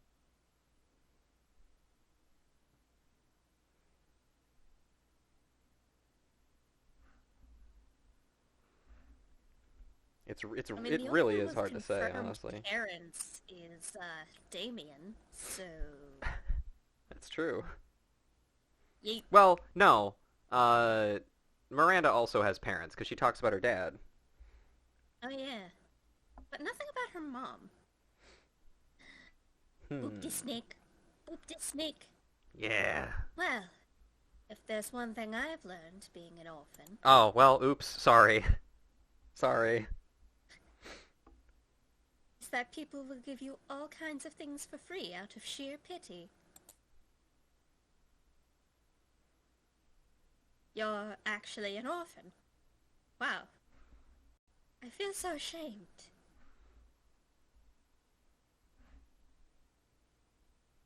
Yes, I'm very offended, and the only thing that can make it better is a tray of cupcakes and a solid gold ingot. Okay, alright, I'll go ahead and... Wait a second! You see? Works every time.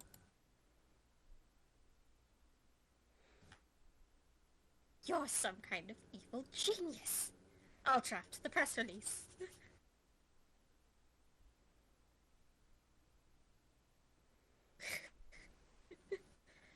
Once word gets out that Spooky High School is full of orphans, you get all kinds of free stuff. Being an orphan rocks. You gain +2 boldness and +1 money. I mean, in all fairness, being the physical manifestation of fear, I don't exactly have parents, do I? Probably not. It's hard to say at this point. But hey, I guess I know what I'm doing next round. Turn.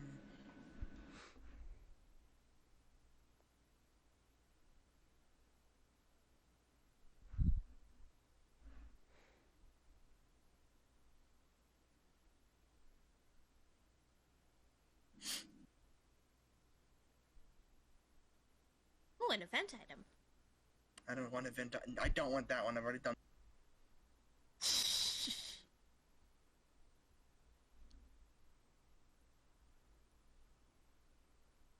A motivational poster. Happy little accidents. Alright. I couldn't do creativity this time, so I'll just do that.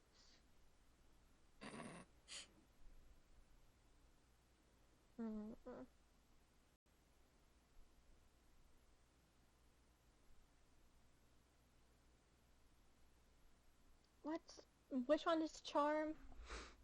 Charm is the gym. If you hold your mouse over the stats on the right, it should also show you, I think.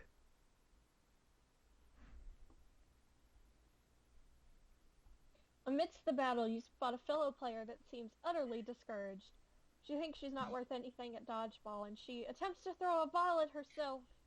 You explain to her the many ways you think she's unique and wonderful, while also defending the many pleasures of life. With your help, she's capable of finding reasons to keep playing and gains a sense of self-worth. You gain one BFF, sadly she's not part of this game, so that beautiful friendship will take place off-screen, and +2 Sad. charm. Afterwards, you spot Coach ranting excitedly at Damien. Better go save them from each other. What I'm trying to say, son, is that you're full to the gills with untapped potential. I don't have gills. Then whatever you breathe with, that's what you're full up to. My lungs? Sure, your lungs are full of untapped potential. And you know what they say? I don't. Untapped potential is like untapped maple syrup. It just sits in your lungs where it can't go on anyone's pancake. Oh, I want pancakes. What I'm does this sorry, have I to- thought I heard something about delicious pancakes. What does this have to do with me creating a super special custom workout? Your potential, Damien. We gotta tap it. If you can design a workout that strengthens your specific skills, then this will still be a really dumb conversation. But it's also an opportunity for you to bond with Damien. So you suggest obstacle course through a burning building. It'll make you a better arsonist. Or an ambitious regime of powerlifting. It'll make you a better hairdresser.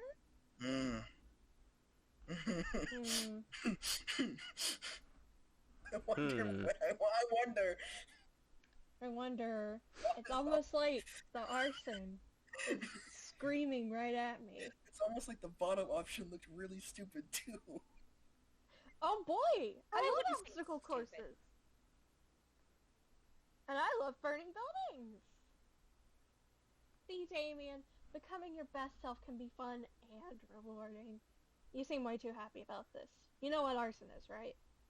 I don't need to know what something is to support my students' development. That's true. Okay, I mean, I'm totally willing to take advantage of your ignorance, but just so you know, I'm going to use this as an excuse to set fire to... You don't need to explain yourself to me, Damien. I trust you absolutely. Well, okay, man. I guess I'm going to need some workout equipment, specifically 50 gallons of lighter fluid and a blowtorch. 50 gallons? That's a lot of weight. You sure you can lift that safely when you're just starting out?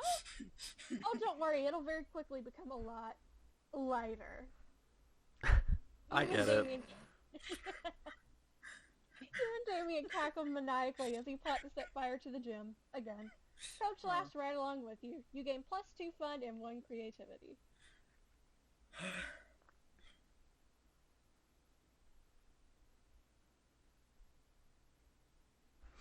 Alright, I'm going to get a snack while Oh, it is boy. not my turn.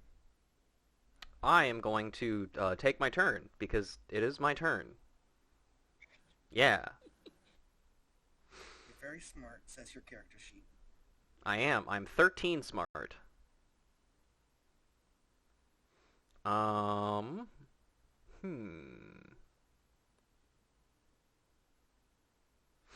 Well, you know, when in doubt, money.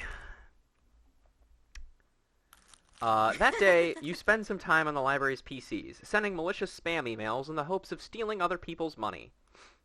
It doesn't sound very nice, Lovecraftian princes, your assistants. but who's to really blame if they respond to such a blatant scam? You lose -10 karma, which isn't a stat in this game, so who cares? And you gain +2 money. I feel like someone named Francisco would not like that. Yeah. As you walk down the hallway trying to beat a level of Bone Crush on your phone, you run smack into Vera, also engrossed in her phone. Sure, feel free to read over my shoulder. You wouldn't understand the charts anyway. Miranda's been mouthing off again about being a princess, as if that's so amazing. She's a princess underwater. You know what's underwater? Sea slugs and fish shit. You know what's not underwater? This school. Why should birthright matter when there are so many other factors to determine a person's worth? Their beauty, their cruelty, their business sense, and using all these factors, I've divided the school into cools and uncools. Now I just need to find a way to reinforce the superiority of the cools over the uncools.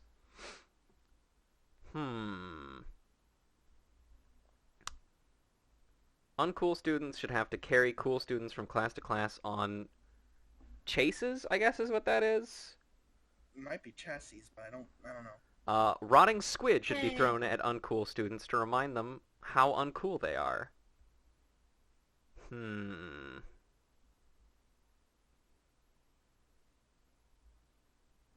Man, all the stats of this game are so arbitrary and nonsensical. They truly are.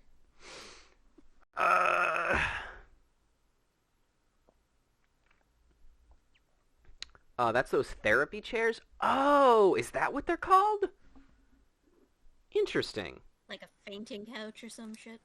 I think I don't know how to say the plural, but the singular is shay, like a shay lounge Oh. or shay lounge. Shay. Depending on how you say it. I'm just Interesting. reminded of that one commercial for like a furniture store or something where the lady is just dramatically saying Shay, and the husband, who is scripted to have no idea over anything, is like Shays. I took 2 years of French in college. Well, since we're talking about them, damn it. Hmm. I do worry about my shoes getting scuffed up getting from class to class. Those cockatrice scale pumps cost $2,000. What am I supposed to do, walk in them? A few days later, you see Vera being carried from Apparitions 3 to AP fearmongering on a studded couch. But right before your horrified eyes, the hands fall off the Frankenstein's monster carrying her, sending Vera toppling to the ground. Ow! Damn it, my snakes are all twisted up in one another. It took my reptile dresser hours to get my look right. Whose dumb idea was it to put my physical safety in the hands of someone too stupid to become cool? That would be you. Better flee the scene before she notices your stupid idea-having face. You lose -2 boldness and -1 creativity. That's fine. It's fine. Challenge. Everybody chooses a brand. Say your choice out loud to the rest of the players before clicking. Do we care enough to do this one, or do we just want to say silence brand and random? I kind of care, but that's only me. Anybody Let's else? say silence brand and then see what the prompt is. I say silence brand as well. Well, let's at least pick one and then decide from there. Ben and Jerry's. Papa John's.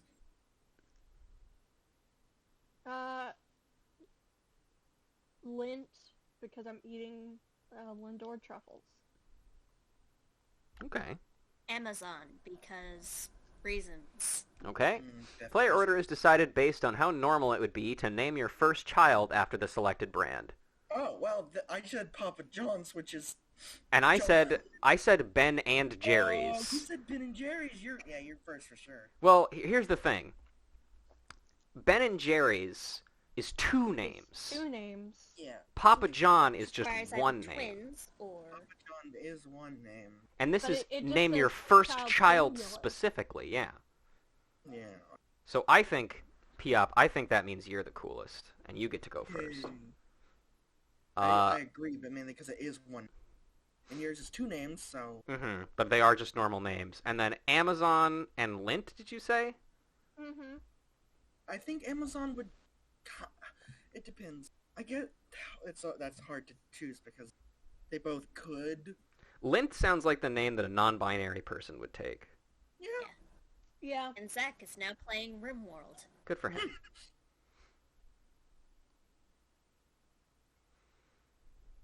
While we're debating that, I need to check on my dog. Alright. Dog. Thinking. Mm-hmm. Because Amazon does sound like it could be a first name, but Lint also could be a first name. Actually, you know what? I look up. Thing. But specifically looking at, like, the branding, if you wanted to name it after the specific brand, Lindt is a chocolate company. Amazon is run by Jeff Bezos, the biggest gremlin on this earth. Oh, Lint is actually a name. Amazon is. Alright. Hmm. Our turn. It's amazing how all our player characters are on the debate team. Given the nature of these challenges, and it's a start debating now. No, Lint is a name and Amazon is. So. I think Lint would be third and then Amazon. Okay. That works for me. At last. It's lunchtime. At last, literally. Lunchtime, baby.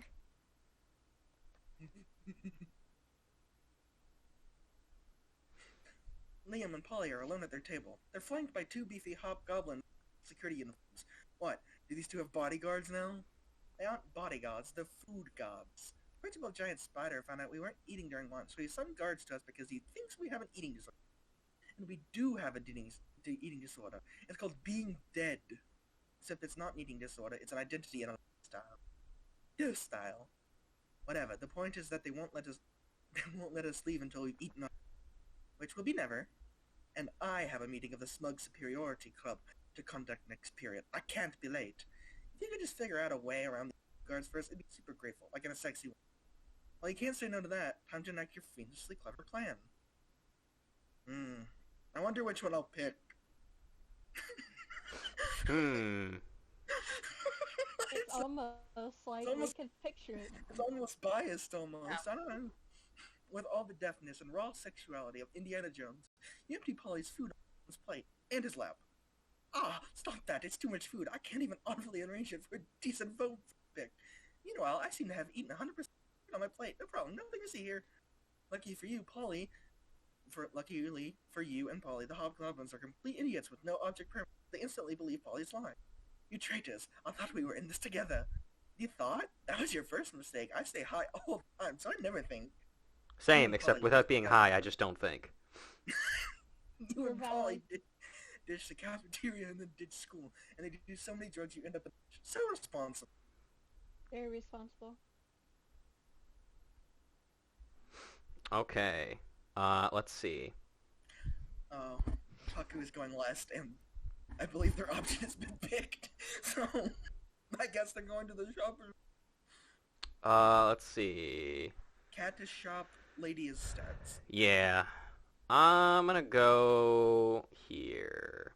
You arrive at your chosen table to find Vera looking askance at Miranda's lunch, a single, very suspicious-looking apple. Miranda, honey, your apple seems to be pulsing with an unhealthy purple light. I don't know about you guys, but that's what all my food looks like. Absolutely. Oh, I'm sure it's just your imagination. It also has a skull on it and smells like lighter fluid. I don't think it's for eating. Of course it's for eating. It's a perfectly standard poison apple. You know, the one that puts a princess to sleep for 100 years. You literally just admitted it's poison. I know. And I always said I wouldn't be the kind of princess who eats a poisoned apple. But how else will I find a prince to wake me with a true love's kiss and live happily ever after with me? Girl, we need to have a little talk about feminism. You, back me up on this. Tell her she doesn't need to poison herself for the sake of a man.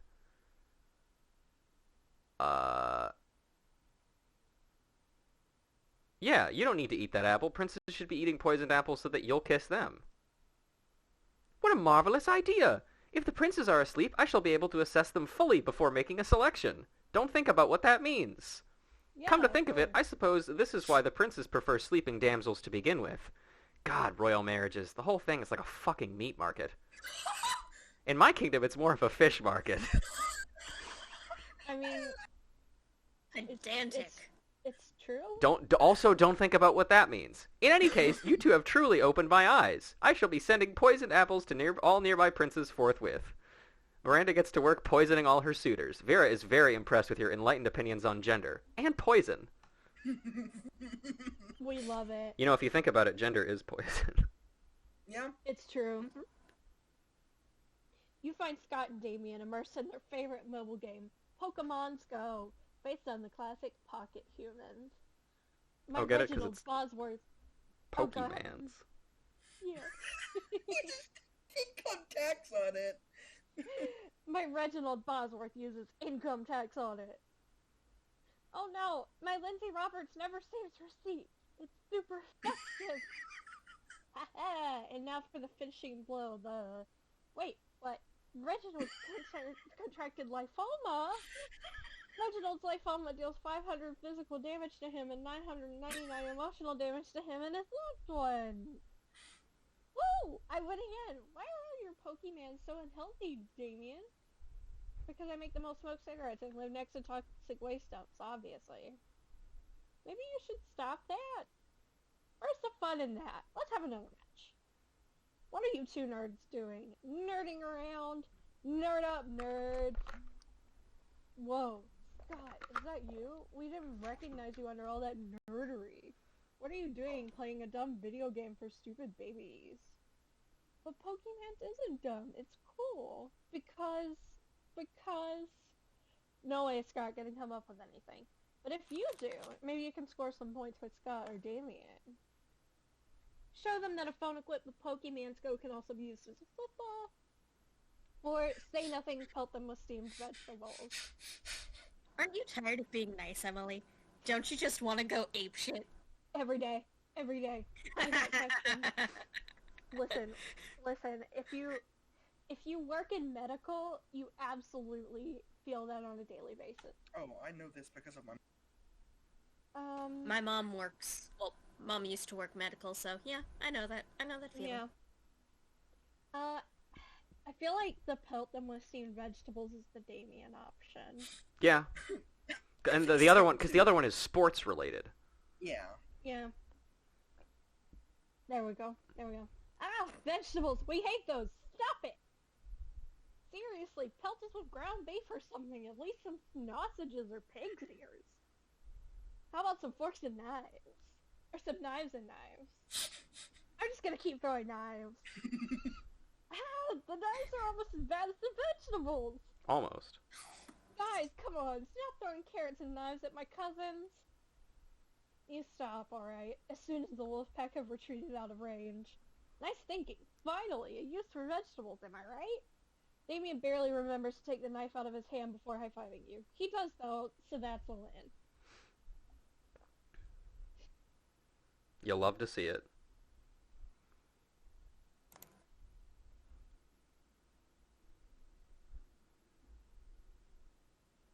You are planning to sit by yourself today, but the only table you can find is partly taken by the Coven. You do feel kinda sorry for them. After all, no one ever wants to sit with them. Well, no one ever seems to want to sit with them. Oh good, it's you! We can practice one of our spells on you! I absolutely love the aesthetic. Yeah. And this is probably why. Oh, don't look so worried. We're preparing for an upcoming battle with the disgruntled Lord of the Seventh Circle. And if we don't do our homework, we'll have hell of a time beating him. The audience laughs. Wait, audience? That's you guys in the chat. Please type ha ha ha right now. Yeah. Do it, cowards. Anyway, we've got 2 spells we've been meaning to try out. Magical enhancements to help us beat this big bad. Do you think we could try one on you? Pretty please? Aw, says the audience. You know, a magical enhancement doesn't sound half bad. You can choose either of the 2 options. A spell that lets you see the future, and also the past, and the present, and you can watch live TV anywhere. Disgusting. Nah, you wanna go for something a bit different. Let's do the spell that turns you into 2 helicopters. I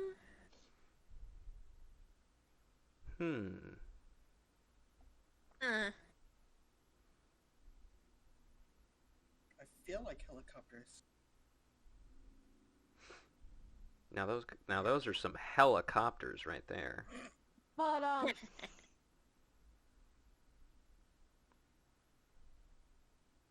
Also, thank you everybody for typing ha ha ha and lol emote. Very helpful. Thank you. I don't think any of these ones are wrong. I just think they're different stats. Yeah. Probably. And if I had to say, I think helicopter would be this. I'm just gonna see all the things. The choice is made! Broadbandia maximum! Suddenly, you can see everything. Everything! what's your elf You can see how the world will end. You can see how the world began. You can see your parents having sex, even though you totally don't want to. Oh, so I do have parents. I guess so. What's more, you can watch every single episode of Weasel, Weasel Detective, at once. Hello? Are you still alive? Lunch is ending. We're going to go study for the test next period. You probably should too. Who needs to study? You literally know everything already. You gain +4 smarts and an entirely different perspective on your parents. Yep. Challenge. Challenge. Alright, here we go. Everybody chooses an object. Say your choice out loud to the rest of the players before clicking. Dildo. Damn it, you stole mine. Vibrator. Okay. Alright. I can't believe it. It's Valentine's Day. If we can't go all out, what's the point? I mean, I guess so.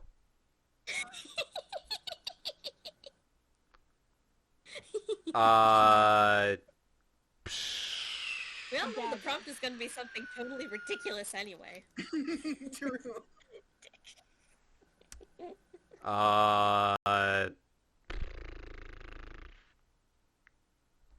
Fuck. Water bottle.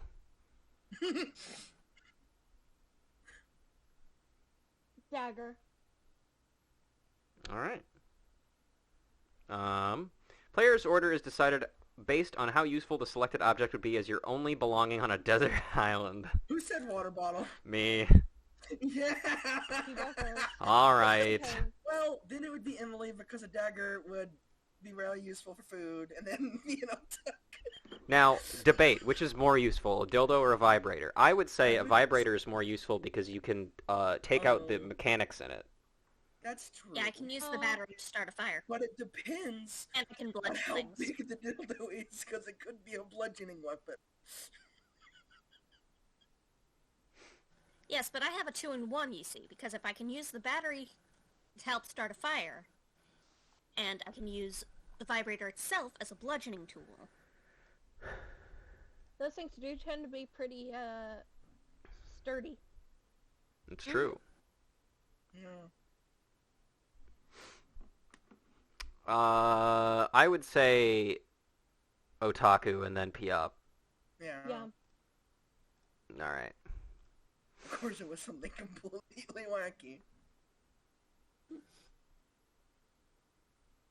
Alright. Let's see. What do we got?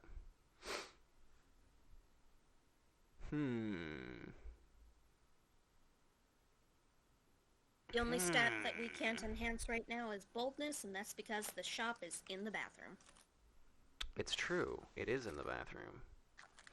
But you know what? I need that money.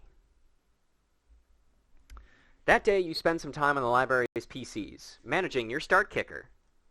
You deceive lots of people with a sensationalist video and impossible promises. Nice!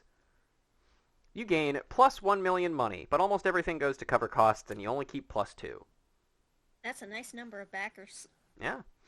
Afterwards, you discover you've been poisoned, and only Vera has the antidote. She does this all the time. It's how she invites you to hang out. There you are. Thank you so much for coming. I'm embarking on a new criminal enterprise, and I need a concierge. Is that how that word is said? Actually, that might be consiglia. Consigliere? Yeah. Yeah, you might be right. Yeah, Yeah, that is it. The GLI is Italian. It's a tricky thing to Yeah. do phonetically. The idea is simple, yet brilliant. Think Uber, but for killing people. I call it murder. But it turns out the market is flooded with assassination apps, and blood.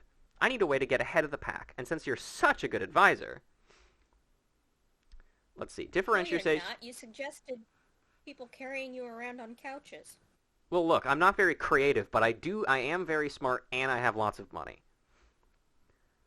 Differentiate yourself by being the only service that offers free-range, organic murders. Viral marketing, literally. Tailor a highly contagious virus to make people love murder. I'm really worried about just having one of these, like, accidentally be fucking,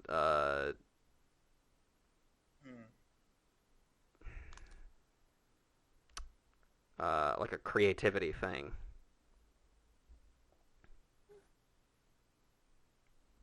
I mean, the free-range organic murder, it seems like it creativity or smart, so I don't know.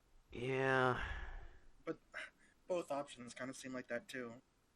I feel like viral marketing. Yeah. Yeah. No, but free-range organic, Farah, but I don't know. I mean, it's your choice after all. Yeah, let's go with the free-range organic one. Damn it. Oh, it was creativity. I'm sorry. just say free? Oh, okay. Oh. Yeah. You said it again, twice! Don't you know I'm allergic to free? If it's free, how will I make money? Oh god, I think I'm going into anaphylactic shock. Somebody inject me with a syringe full of liquid gold. You were hurried to obey, but are beaten to the punch by Trevor, the cock-blocking puma. Bummer. Vera never gives you the antidote for the poison you drank, so you lose -2 charm and -1 fun. Damn it. One life, more like it. Wow. I guess it did have the word free in it. I should that one. Well, that's just the way it is, unfortunately.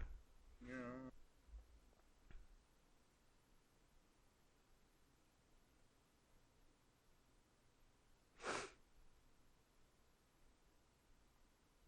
A day during recess, you start a half-hour raid that goes full crazy.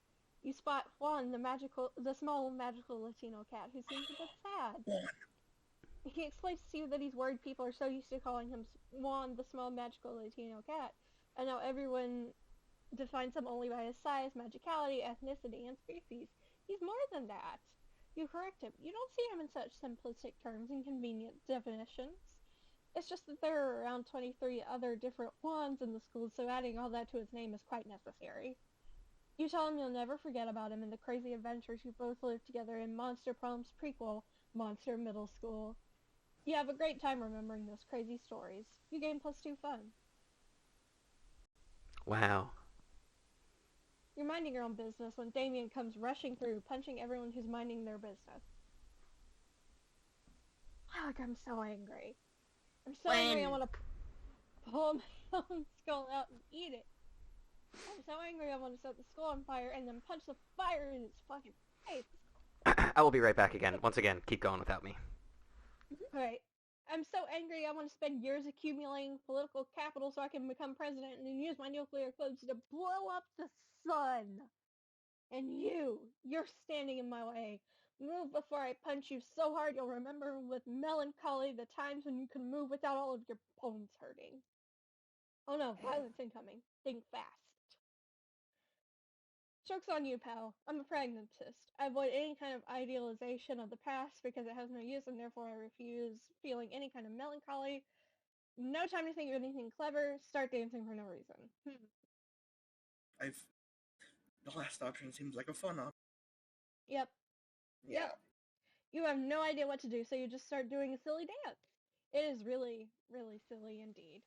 Before you realize all your classmates have joined you in your silly little dance. What the fuck? Move or I will kill you dead, noob! But Damien, you can't deny they are actually moving. Yeah, and quite the moves they have. Clearly even Damien can't fight against logic. Maybe you should move, Damien. Don't be a loser. Yeah, as you just said, here you move or you die. All your classmates start chanting, move or die, move or die. Damien, frustrated by the crazy, mindless, but joyful mob you've created, finally leaves. Still from afar you can see an eternal fire burning in the back of his eyes, but for now you gain +2 boldness and +1 fun. Okay. Let's see.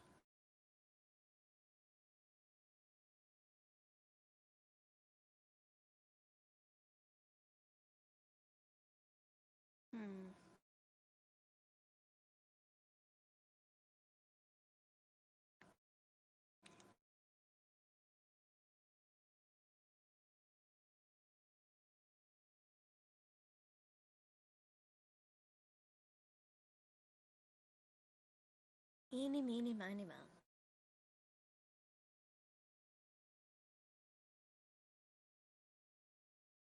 Fuck it. The stat that I wanted to raise has been taken, so I'm just gonna take up the auditorium again. That day, while rehearsing for the class play, you aren't especially good nor inspired. For once, it seems you aren't getting the classic creativity boost from the auditorium. But afterwards, while talking to your classmates, you're having trouble conveying your point in a discussion, so you decide to convey it through music. You start singing, and suddenly everyone else joins you in a kick-ass musical number. So amazing that the people with whom you were arguing totally get your point and change their minds once the song is over. You gain +2 creativity.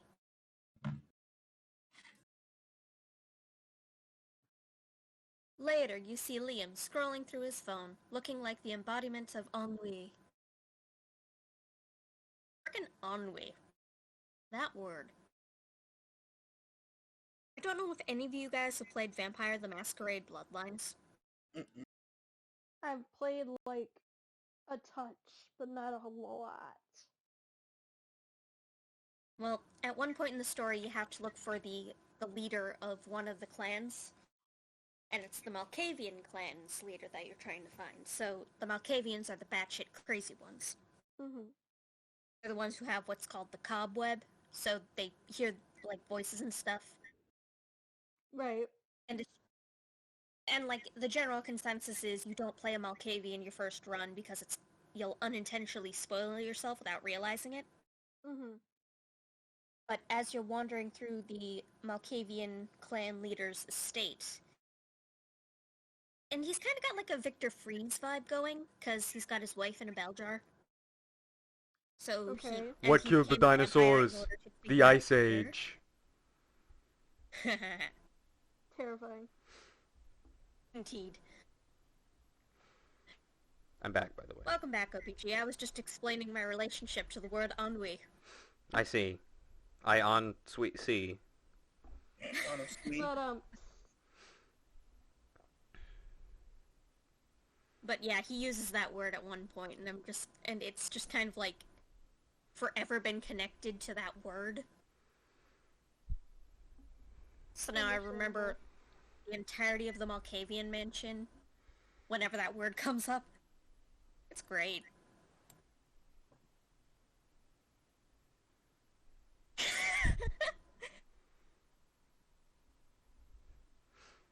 Hey, Otaku Shrew, what are you doing?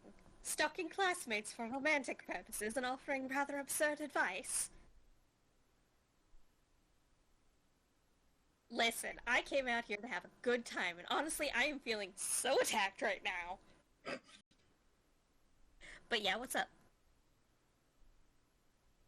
Magnificent. I could use some rather absurd advice. I was exchanging messages with a were-koala on this dating site, and all was going well for a time. But I've grown tired of our exchanges. He's a bit clingy, and being clingy is my 7th biggest turn-off.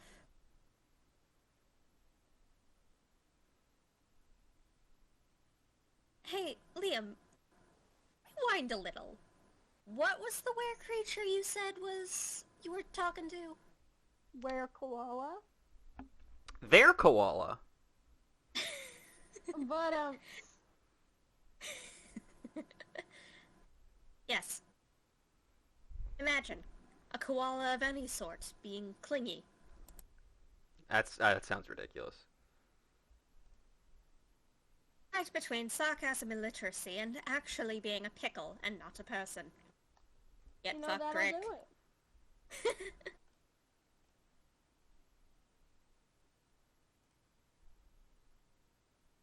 The postmodern protocol dictates for me just to ghost him and never talk to him again.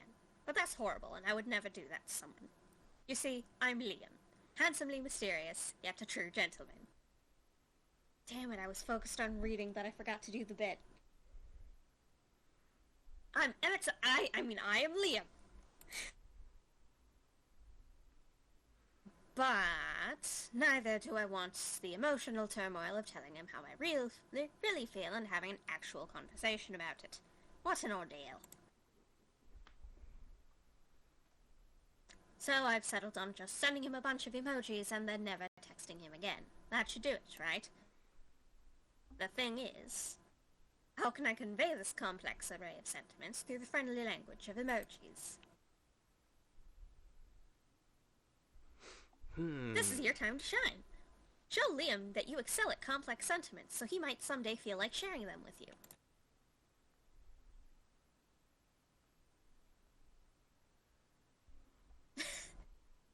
oddly specific, but okay. That seems like a creativity one. Yeah.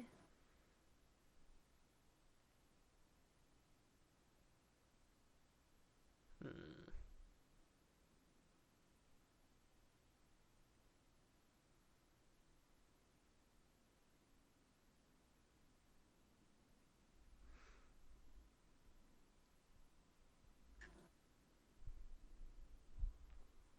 Now, I'll admit, I'm not very good with emojis, so I wouldn't know. The only one I know for certain is eggplant emoji, and that's just because, you know, Yeah. you dwell in the popular culture and you learn You things learn a whether few you things. want to or not. Mm-hmm. Hmm.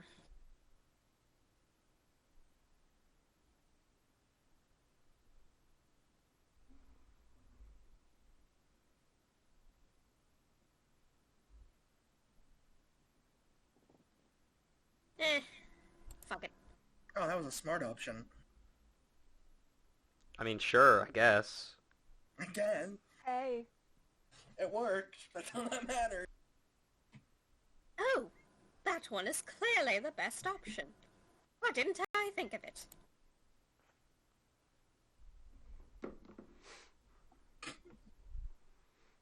Which version should I choose? Little vampire growing disinterested and overly attached were-koala, or little vampire with a silly hat growing disinterested and overly attached were-koala? Silly hat, Negative piece. obviously.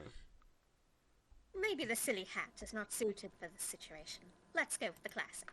Okay, just sent it. He texted me back. Let's see. Oh, the were-koala being understanding of the little vampire's feelings and respecting them even if a bit hurt emoji. Wow. I'm replying back with the formally grateful and ready to move on poop emoji. So that's what it means.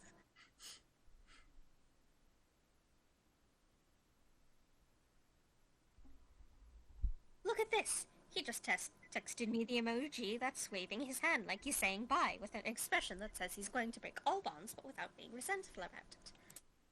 Perfect. We solved this as a team. Cheers to us! And cheers to the creative people that have turned every complex feeling and scenario in a friendly and colorful emoji. You gain +2 charm and +1 to creativity. Jesus hell. My turn. Pog Gangs. Oh, cool. I need to do charm anyways. Wait, smart. But I can do smarts, can I? I can. And smarts. That day, you're the first one in class. You sometimes come early because teacher. That is a true fact. Nerd. That is what I did in school, though. I was always. I mean, I usually go early just so that I know I'm not going to be late. Me too. I just went early because I was a teacher's pet. He's a bit bitter, but in a cool way. He treats you like an adult. Two of you discuss life in a very snarky way. True! Look at you, excelling at cliched movie tropes. I guess my life was a cliched trope. You gain +2 smarts and +1 valuable life insight that help you face the difficulty of being young. I see. You're just getting ready to leave when you get a text from Polly. Hey, baby, let's party. How can you refuse? So, you track her down immediately. Hey, you got my text. That's good, because I need some help brainstorming. I'm going to a party tonight, but I'm sure it's going to be, like, lame, and that needs to change. So it's a costume party, you know. Everyone dresses up as their favorite human. I'm going as a sexy tax attorney. But I'm not sure even the sexiest tax attorney can, like, rescue this party from the depths of lame. So, got any ideas to help spice things up? Oh, you got some ideas, and they're the spiciest.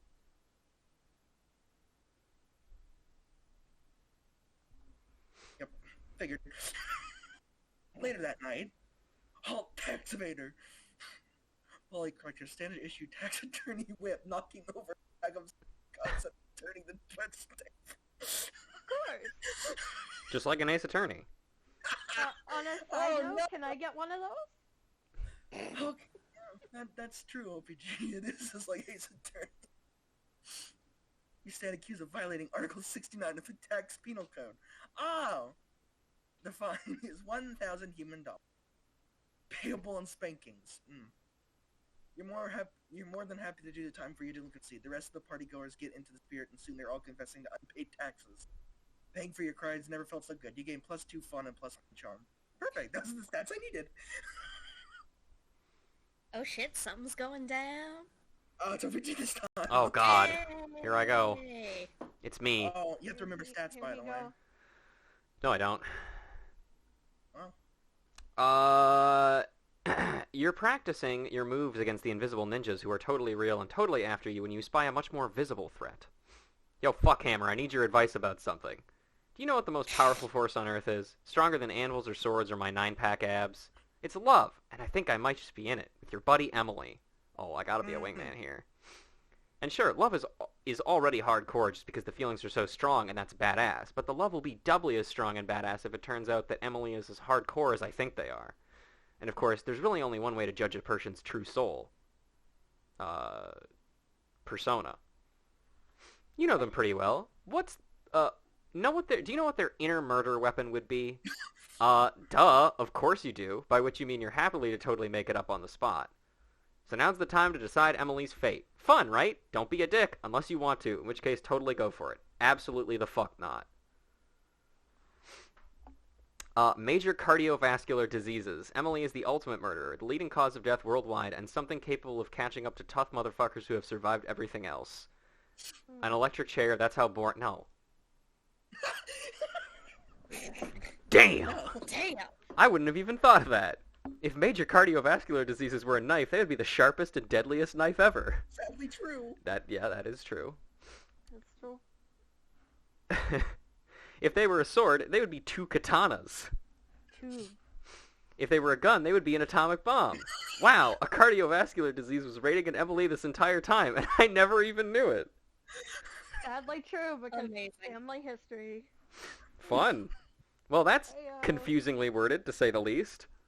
But luckily, since you were the one who started this metaphor, you know that Emily isn't likely to die. Unless they are dying to go to prom with Damien, in which case, bam, you're welcome, Emily. And you gain +3 boldness yourself. Nice. Poggers. Nice. Challenge. All right. Well, we're gonna have to put that on pause really quick because I need to be right back. I'm actually gonna hit the challenge button just so we can start thinking about it, but I'll be right back. Well, Okay. I am gonna go AFK real fast as well. Be right back. Mm. Oh, damn. This opens the door to all sorts of things. Does. Because bad can mean minor inconvenience or terrible moral repercussions. People having different opinions on what counts as terrible moral repercussions is... Also true. I feel like I have a good one because it's something that is an inconvenience, but it is an inconvenience that everyone knows well.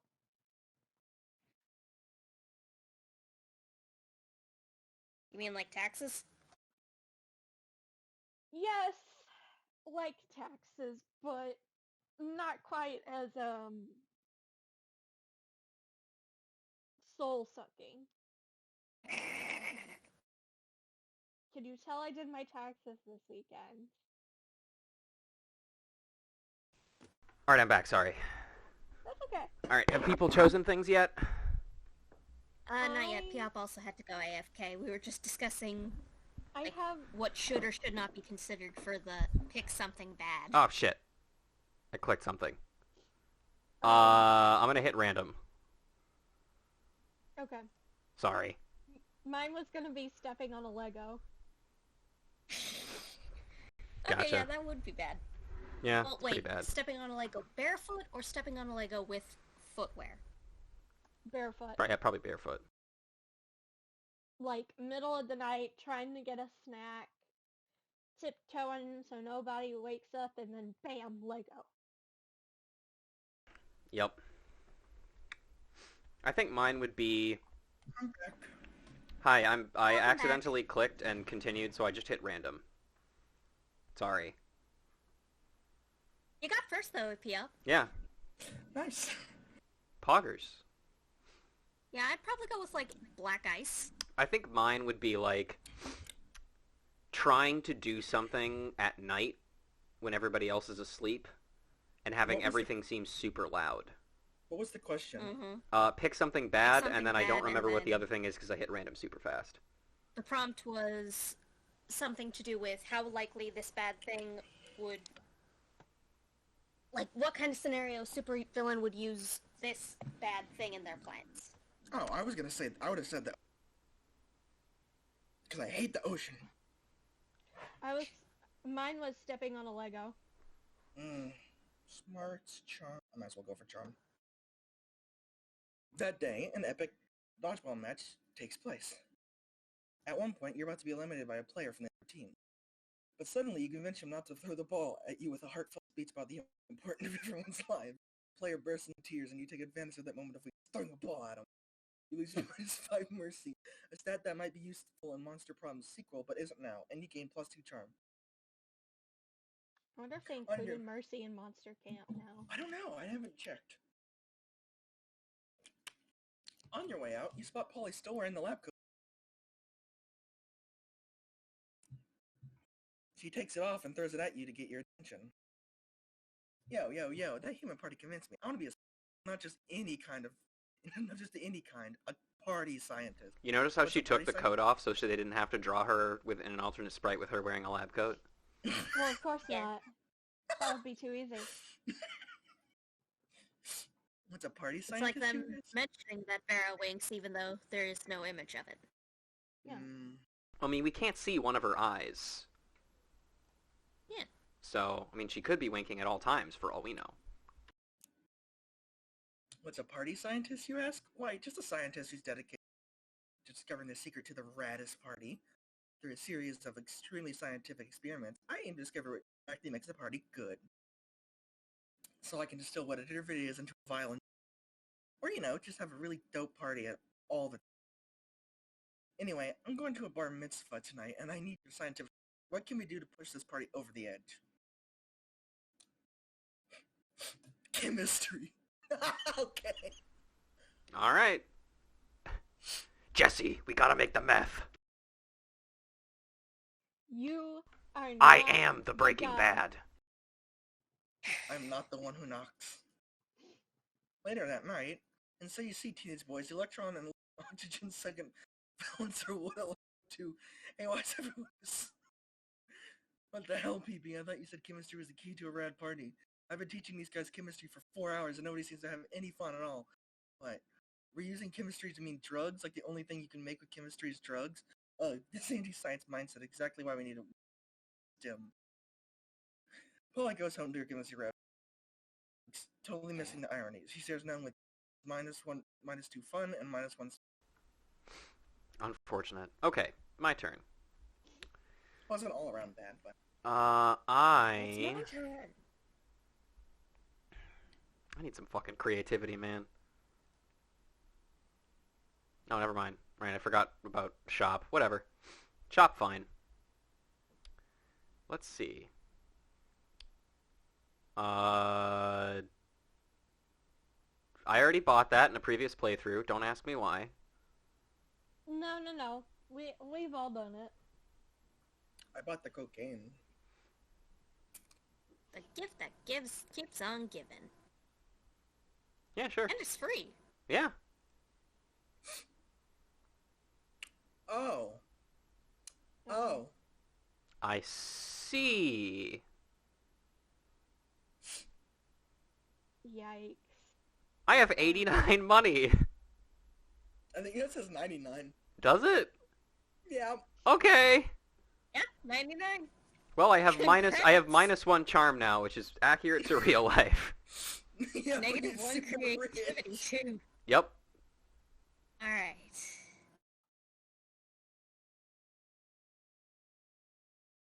Party hardy. I love that rave music at the beginning though. It's very good. That day during recess, you start a half-hour rave that goes full crazy.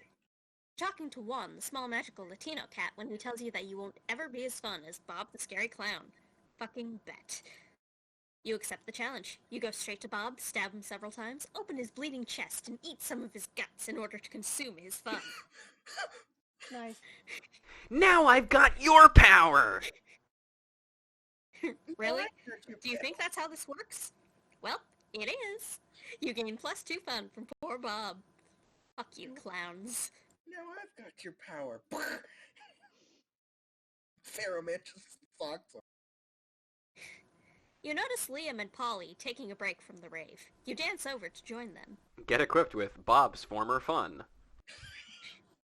Yeah. Love that. We were just talking about the insane music festival we're going to this weekend. You're going, right? Shit, you forgot to get tickets. They're probably all sold out now, and there's no way you can afford to pay a scalper. Obviously, you tell them you're going, though. You never let the truth get in the way of talking to hotties. Yes! Can't wait! All my favorite bands are gonna be there. Boo Radley, Imagine a Boo Fucking Radley. Dragon, an actual dead mouse. Boo Radley. I forgot one was named Boo Radley. Yeah, it's a good one. Boo Sorry. Radley, that's still Also, a I read walking the document. second one as Imagine Fucking Dragons. Yep. Yeah. Personally, I'm most excited about Veggie Scales. Their lead guitarist is a cucumber. It's Oh, wow. never been done before. And No, sir. tails. I grew up on Veggie Tales, so Me too. the memories just kind of... I had the VeggieTales PS2 video game. where God you is play as a unhappy. cucumber. Well, They had a PS2 game? Yes! I barely remember, like, a couple of the computer games. One was an amusement park, and one was, like, a camping trip. The one I played was where you play as Larry the Cucumber, but he's a superhero and you go through missions. oh yeah. Oh, Larry Boy? You know, it's really funny. Yeah, the I memories actually... just all kind of came from right behind, winding up like a bat.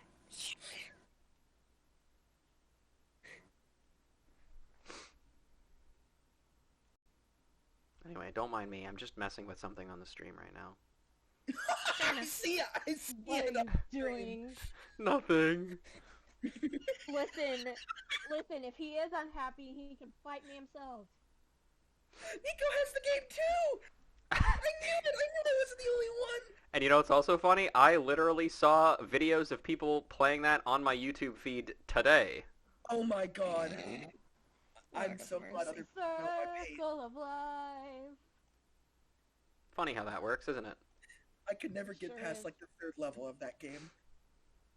Should I just keep this up for the whole Hello, rest of the stream? friends. What Is are your we fa- talking about? Is it a grand ball? Yes, Face keep it cam up. OPG. Oh, sort of. It's like a grand ball, except everyone is more naked, and the dancing is sexier, and there are a lot more drugs. What is drugs? Can Oh, you honey. eat it? So, Drugs. You know what? You wouldn't understand. It's a peasant thing. No, Okay. wait, this is perfect. If you can convince Liam and Polly to invite Miranda to the music festival, maybe she'll cover your ticket too. There we go. I'm a genius. face cam, thank you, OPG. Yeah. Amazing. but also, I feel like drugs would not be a peasant thing. That would be more of a royalty thing. And of course, I can't see anything that y'all are doing, cause... Yeah. You can watch it in the hang VOD. on. Yeah, I suppose I can. Also, I would say getting caught for using drugs is a peasant thing. Yeah. Or being punished for it. Yeah. Yeah. Yeah. The criminal justice If a party system happens in the punishing people? forest... If a party happens in the forest and there are no party virgins to be bewildered by it, is it really a party? You know, guys, if we bring Miranda, her royal status will give us diplomatic immunity. I feel like Um, that second option is a smarts or creativity. I think. What could honestly, go it wrong? feels like a lot of my answers are reliant on smarts or creativity, but... Yeah. Also, the bottom one seems. I don't know. I mean, the first one seems like a fun. And you. That's one of your lower stats. I mean, but all of their stats are like the lowest stat is money at 6, but Well, everything yeah. else is like 9. Money only really happens whenever like it says such and such has a random encounter during the weekend, Mm-hmm. because sometimes it'll ask for your money or who has the highest money. Which, if that happens, I think I'm picking. Yeah, I'm good. I'm Gucci. Yeah, Very. clean coast off that. Oh. In the wise words of a Yu-Gi-Oh protagonist, Kato Bingada. Ore! No, it's a charm. I don't know what that means. Oh shit. Well, neither of us are virgins. Nah, being a virgin is so last century. True. You know what that means, Liam? That we should hope being a virgin doesn't become cool again, since we would have to come up with a way to re-virgin ourselves. Again? What? No. It means we're taking Miranda to the festival. Hooray! I'm overjoyed, despite still not knowing what it is we're doing. Hi, overjoyed. I'm Otaku Shrew. But, Bad jokes. All of these and more in the official Pun Guide Valentine's Day dating stream. Oh, yes, of course. I can't wait to teach her how to complain about the sound mixing and lineup. And I can't wait to show her the Molly pit. Oh, I know what that is. It's all the pit where all the people named Molly hang out. yeah. Liam speaking my mind. Don't you mean the mosh pit? Liam. Sometimes you're cute. No, I know what it is. Kent says, "Oh, I love complaining about sound mixing." Nice. You all ditch the rest of your classes to explain music festivals to Miranda. It takes 8 hours, 12 diagrams, and an elaborate puppet show, but she's finally ready to party. You gain +2 fun and +1 to creativity. And my boldness is still my lagging trait. Fuck's Oh well. Hello, beautiful. Yes, hi. Oh, it's 9:30. You want your food. You're gonna be all cute and demanding food, aren't you? That day you skip class and just hang out in the bathrooms because you respect no authority. On the way there, you run into Mamimi, the Oni girl. She offers you some of her weird Japanese energy drink. You take a sip. It tastes crazy as hell. You need to check the contents of this shit. Guaran seed extract, benzoic acid, 50 milligrams of caffeine, and 100 milligrams of Yeah, boldness. that is good. Well, it wasn't bad at all. You gain +2 boldness, thank Mamimi, and proceed to the bathroom. Despite everything else happening around you, you're just solving some Sudokus. So your mind is Sudokus are good constantly shit. going back to Damien. Stupid, sexy Damien and his idiotic short temper. You think he could even be your sweetheart, but he seems more focused on being angry 24/7. For God's sake, he's the kind of guy that could get angry at a banana. Oh hey. Didn't we see As a this one, Otaku? Yeah, I did that one earlier. I didn't have enough boldness, so I fucked up good. As a matter of fact, your daydreaming is interrupted by the feral screams of Damien, who seems to be insulting an actual banana. You stupid yellow fruit! What's your deal? Do you think you're richer in potassium than me?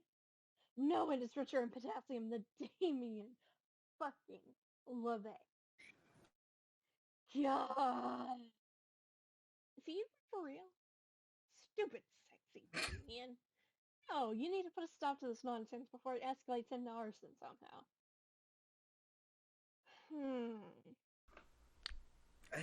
I can't believe bananas are a berry. I mean, yeah, technically. I feel like eating the banana. Eating the banana is what Otaku tried, and did not have enough boldness for it, but... How much boldness did you have? I can't remember. Go for it. What could go wrong? Yeah, yeah, you have plenty of boldness, so it's fine. Yeah. You get closer to Damien in a very cool and quiet way. Huh? Why don't you mind your own business, noob? But you don't mind your business. You eat the banana instead. What? What? Oh, look at Damien. He's losing his shit again. Yeah, he was bullying that banana. But it seems he's all bark and no bite. Not like Emily, huh? Indeed, Emily seems to be all bite for sure. We're not gonna make a joke. Kind of sexy. I mean, I It is could. alluring. Being all bite, not the bullying. Bullying is never alluring nor sexy. This is true. True that, unless you're bullying a banana. I mean, who cares? That's stupid. Damien's stupid. Hashtag winners don't bully bananas, they just eat them. I hate that. Hashtag Damien is a stupid banana bully. God, not again. This is it. This is the last time you dare fuck with me, you bastard. On prom night, we're going to share a very special dance. Spoiler alert, it will hurt. Excellent. You Ooh. did it, I guess. That's a prom fight on prom night. Damien versus Emily. Instant classic. Interesting. I might attend. Damn right. You all have tickets to watch how I reduce Emily's bones into sad, shapeless pulp. That will not be hard, considering No. Emily's bones. My bones are messy. Yeah. I mean, you're a djinn, so you can become incorporeal, can't ya?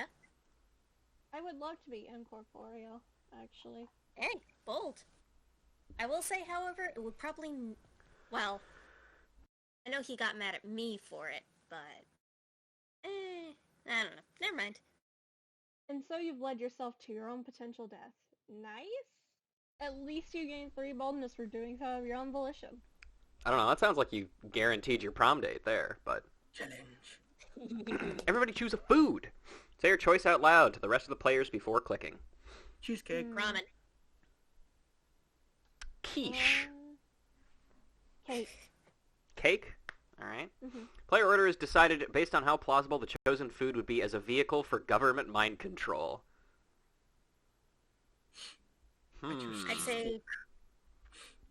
say regular cake, followed by cheesecake, followed by... Well, I know ramen's dead last, so... No, I think quiche is last, because I feel like people don't... Because quiche is... I picked quiche because it's one of those foods that, like, I never hear about. Yeah, I heard about it in Undertale, and that's how I figured it was a thing. I've had quiche before. It's good. It just depends on who's making it. But, like, ramen You is a studied really... French, is a... but you don't know what a quiche Lorraine is?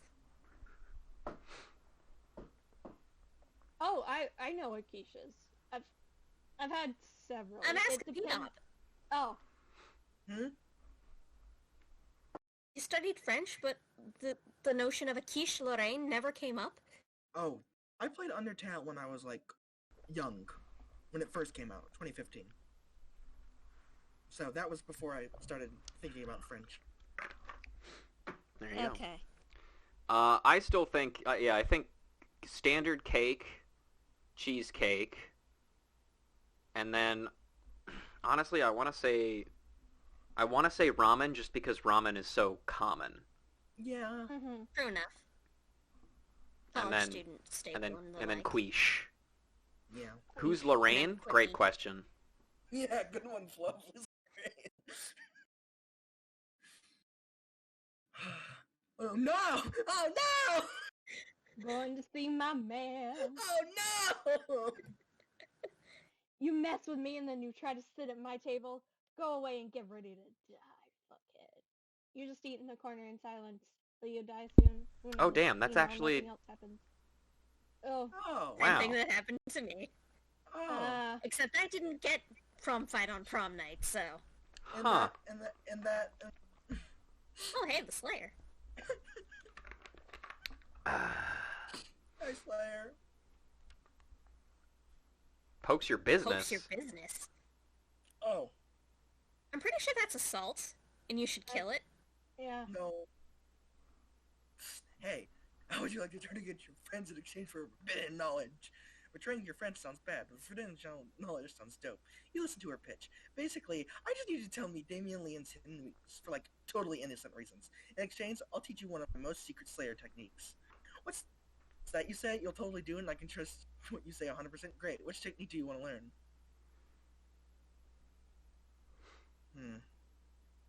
That one. You tell the Slayer that Liam's weakness is being ignored. Damien's ice cream. Really? But that's so simple. I'll bury them in indifference and frozen treats respectively. Oh, and you want to know my secret technique? It's simple. Just act like you're entitled to everyone's love and affection. Constantly makes decisions that endanger you and your friends. Whoa, that's it? We already do those things, like, all the time. Is it possible that you've been the protagonist all along? Discovery gives you newfound confidence when you use to punch the sleigh in the neck and steal her shoes. As the protagonist of your own life, +4 charge. Give me your Jordans. Charming. The Jordans, the fake. Give me your fucking You have no money. bitches, no paper. Your Jordans are fake. The table you choose is quite crowded. Liam sits across from Miranda, who is flanked by 2 well-dressed servants. One of the servants cuts a slice of Salisbury steak and feeds it to the other.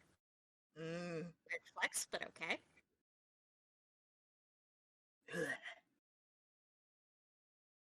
Seriously, Miranda, you have servants to chew your food for you. What? Of course not. That would be barbaric. The servant happily swallows the Salisbury steak. Salisbury steak is just... It's just a reskin of meatloaf. Yeah, but I like it. Well, no, it's good. I'm just saying, it's like... You wouldn't need someone to chew that for you. That's because they're not chewing for her. I have servants to eat for me. They're called eating serfs. Don't you have any? He's a vampire.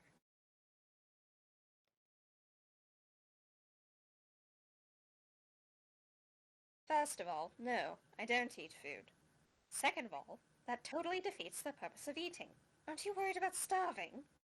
You know, being a living creature compared to Liam's undead sense. Why would I be? My serfs get all the calories I need to stay fit and healthy. Ugh.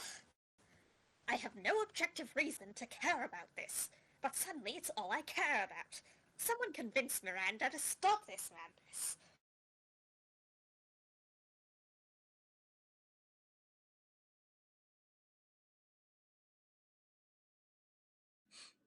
Maybe you should start this madness, Liam. Imagine all the food you could take pictures of without having to eat any of it. But Miranda, look at the contented smile on that servant's face. You think he's eating for you, but secretly he's eating for himself.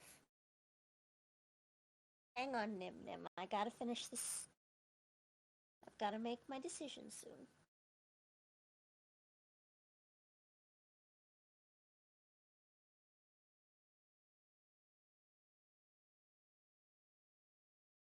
I mean, given my stats, overconfidence is a slow and insidious killer. Fuck. You might have a point there.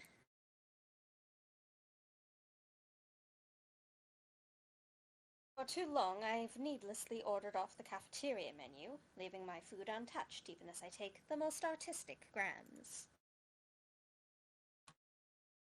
I justified the wastefulness by the intense artistic merits of my photographs, but I need compromise no longer.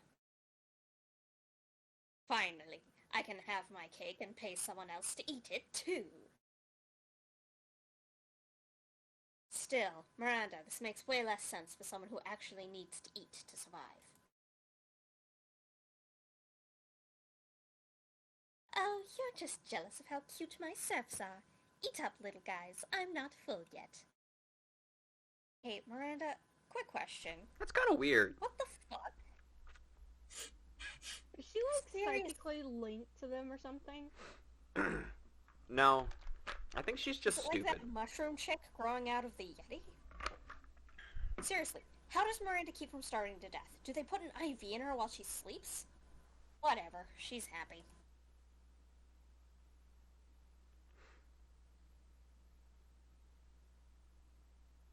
I'll be right back. The cat is going to be pestering me. Okay. Gotcha. I mean, you have plenty of money. But Yeah, but I want to talk to over here. Yeah. Watching Vera eat is usually pretty disturbing. Her snakes eat at the same time she does, but at least it's usually quiet. This time, however, Scott is doing his best to change that. Go, Lefty, gobble that mouse. No, watch out for Wiggles coming up from behind. Use that tongue. Go! He does this every week or so when my snakes need a meal. He seems to think that snake eating contests are a competitive sport. Also, I don't think he realizes that actual snake eating contests would probably involve people eating snakes. I tried charging him for tickets to get him to stop, but he actually pays to do this.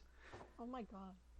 He keeps track of each snake's statistics on a little index card. He's even given them names. Go Slither, go Bendy, go Sanchez, go Snake Snake. Snake. Those aren't their names. God, no matter how much he pays for the tickets, it isn't enough. This seems like a really tense situation. You resolve it in the only way you know how, by opening your mouth and yelling... Penis. Yep.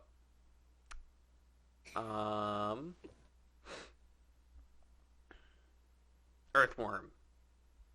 What? There's a more exciting sport than snake eating contests? You gotta tell me about it. Oh yeah, earthworm eating contests are literally crawling with suspense. And even better, they're going on all the time with thousands of players in each game. Thousands? Where's the game? Where do I go? Anywhere there's dirt. Anywhere? There's dirt in so many places. So many places that aren't here. Get going! Sports that game! Or whatever. I will, Vera. I will. I swear, one of these days he's literally going to decide He's going to decide choking on his own food is a sport and die. Well, you hope Scott doesn't actually die. The main thing on your mind is right now is how Vera's smiling at you. Nice. Challenge. Alright. Otaku, are you back yet? I'm back. Okay, welcome back.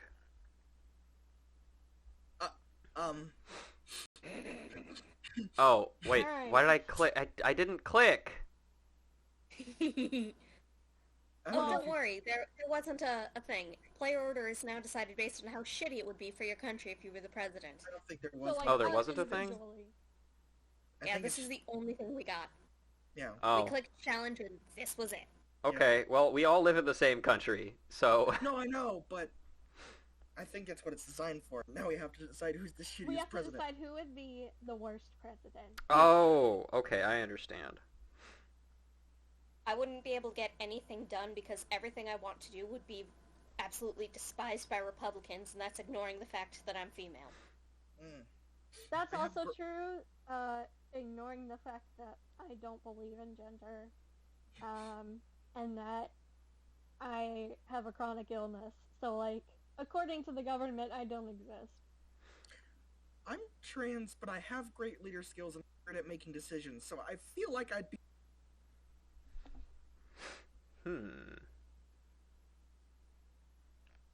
I feel like I would do the best job. So, take that as you will. I am not confident in my leader skills at all. I'm I was one of- confident in mine, but I'm equally confident in the government denying my existence. Yeah. Yeah. I'm Same one here. Of the, I'm one of the reasons the Pog Gang exists, It's true. because I poked up that.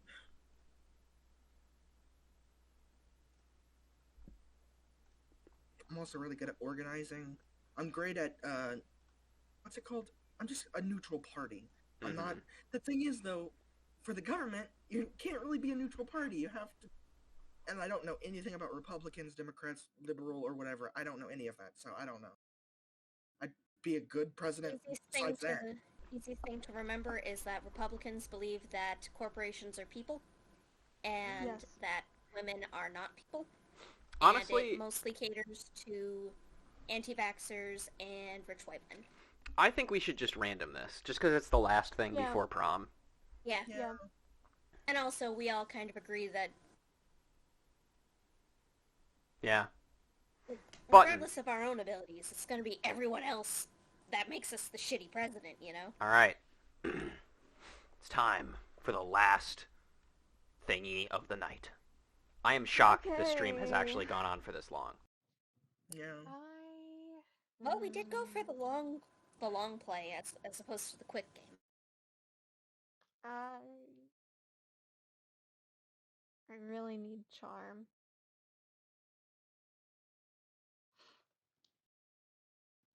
Many people fall during the battle. You can't take any more.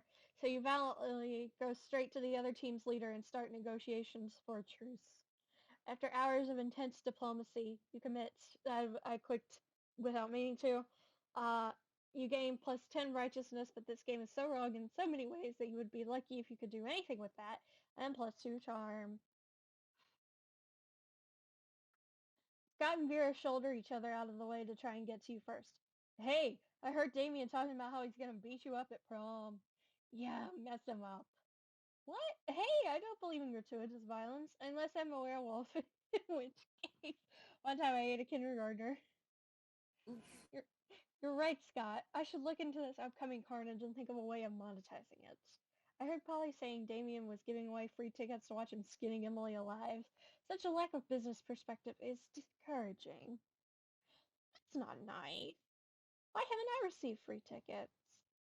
Maybe the not so nice part is the part about you being skinned alive? Anyway, Emily, what are you doing about this? Might I interest you in some Oberlin life insurance? This might be a good time to get a policy. Yeah, Emily, what are you doing about it? Won't you give us free tickets to watch Damien skin you alive? Don't be rude, bro. True. That's a good question. What are you doing about this? Seems like you're pretty screwed. But maybe if you play your cards right, you can convince one of these two to teach you how to fight. Hmm.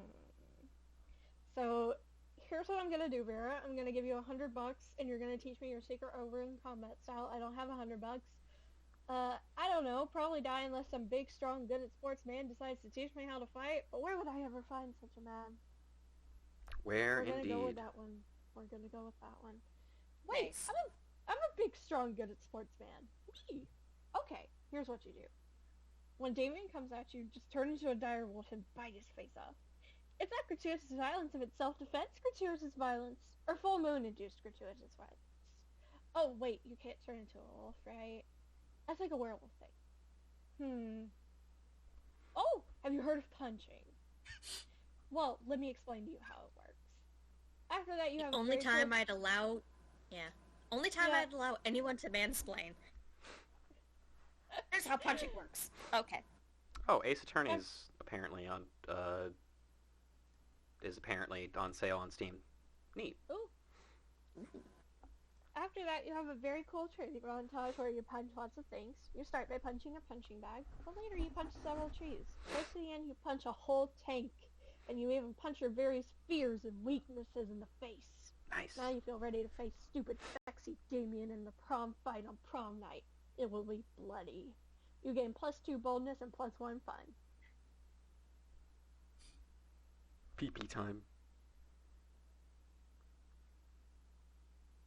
That day, your teacher delivers an amazing performance that blows your mind.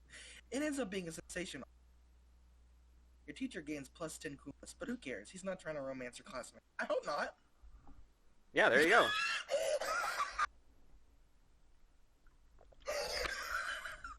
Funny how that works out, ain't it? I think that explains enough. Oh, you also gain +2 smart.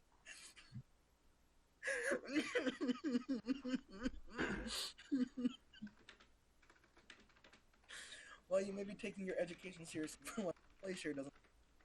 She smells like a distillery got drunk and banged another distillery. She can barely sit up in her chair. Teacher asks what the capital of Spain is. 11. Oh wait, nope, that's wrong. I meant X, where X is the correct answer to this question. The teacher stomps over to Polly's desk, grabs her by the chin, and sniffs her breath. Polly, Creepy. she asks, are you drunk in class? Uh-oh, this is one question with the right answer. You better cause a diversion before it gets down. Release the ferrets! Oh, that was a fun one. Aw. Okay, well that's...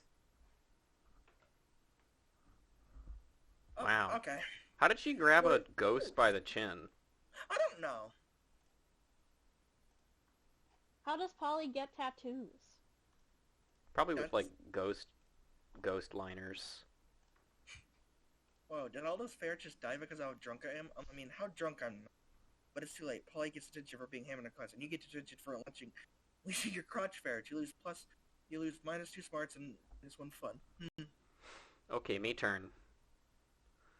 I don't think it's worth it to go for like fucking anything. That is Well, that's the whole low. point of the game.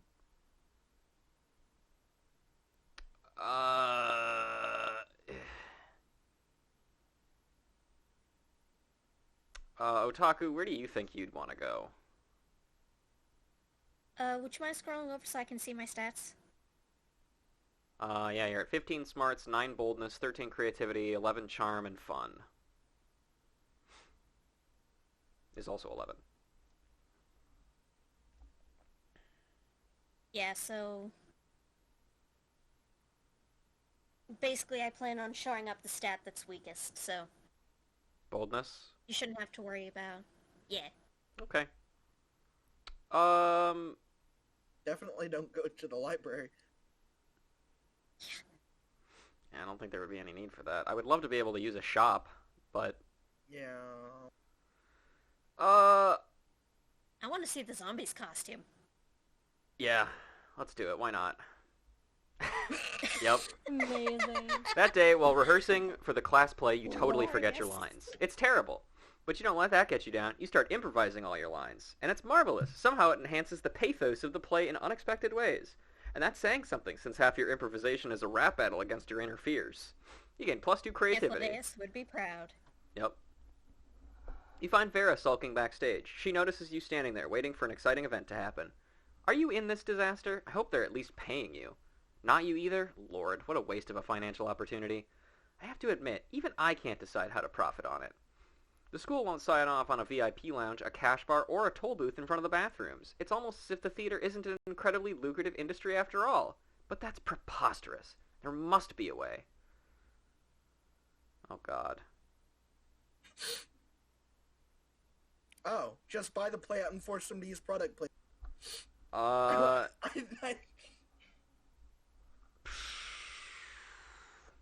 Hmm.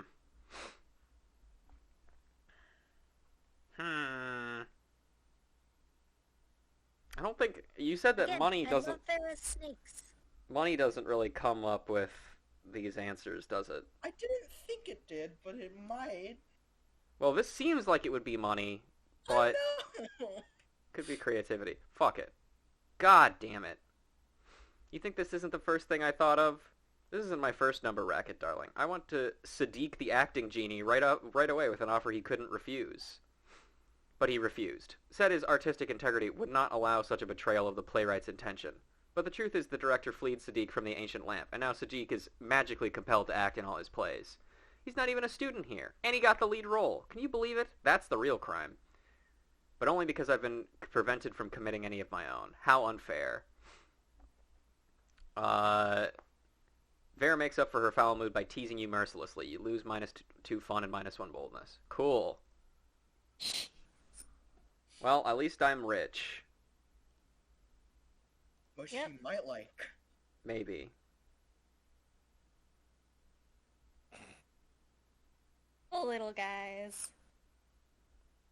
Oh, I'm soloing P2S, am I? Yes.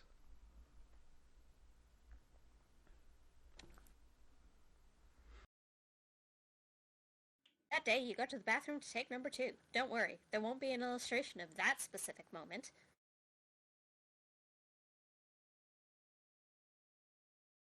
Thing is, you make one of the boldest decisions of your life. You don't put paper on the toilet seat before using it. Look at you crazy bastard. You gain +2 boldness and probably 1 staphylococcus, with the slight chance of +1 STD. Oof. Mm.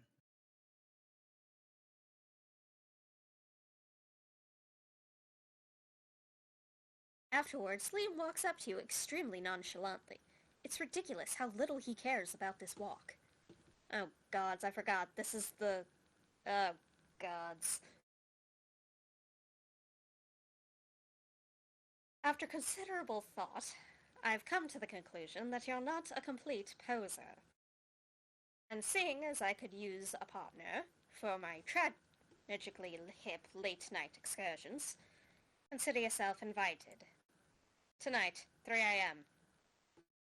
I'm sure you'll have no trouble coming up with an appropriately underground destination. I mean, It's not like I don't know any cool places to go or anything. I just want to give you an opportunity to prove yourself. Oh my god. Liam vanishes in a cloud of mist and angst. You've got 12 hours to choose the trendiest spot nobody's ever heard of. Asterisk. I like that one. Yeah. Monstropolis' most exclusive new nightclub, Asterisk. The hottest, most underground nightclub of all, the Earth's core.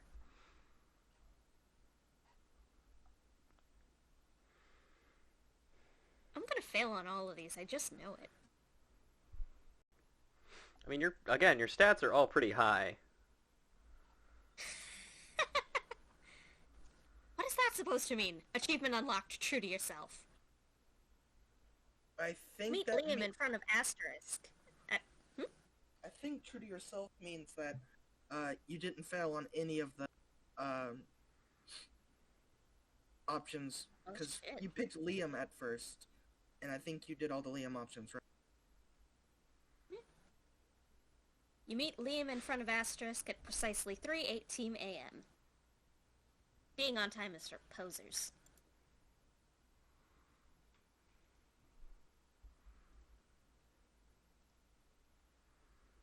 Okay, anybody else violently remembering My Immortal whenever the word poser comes up?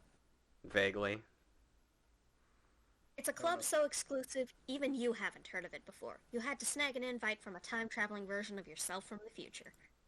Monstropolis' hippest club is a satanic diaper orgy inside a decommissioned ravioli factory, run by mice who love disco. I see. What the fuck?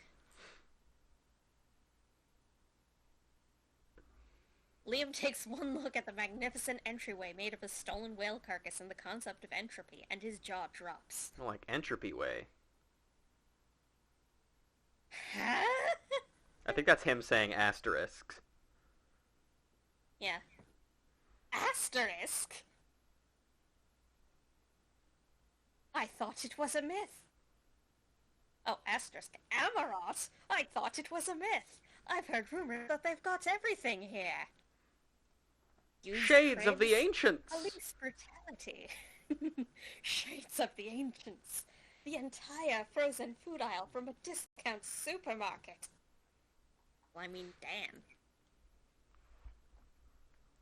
My god, they've even got a downstairs sub-dungeon where you can relax in the human jacuzzi. I mean, this is pretty cool, I guess.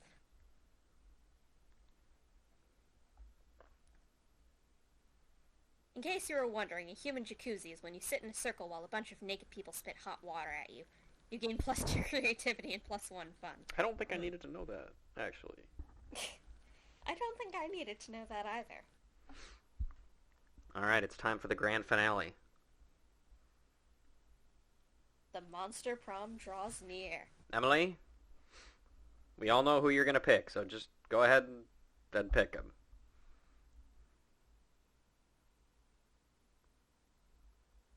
Yeah, because I was worried about accidentally getting onto the prom fight at prom night route. Mm-hmm. Oh, hang on, she's, deafened. Just a moment, folks. Ah.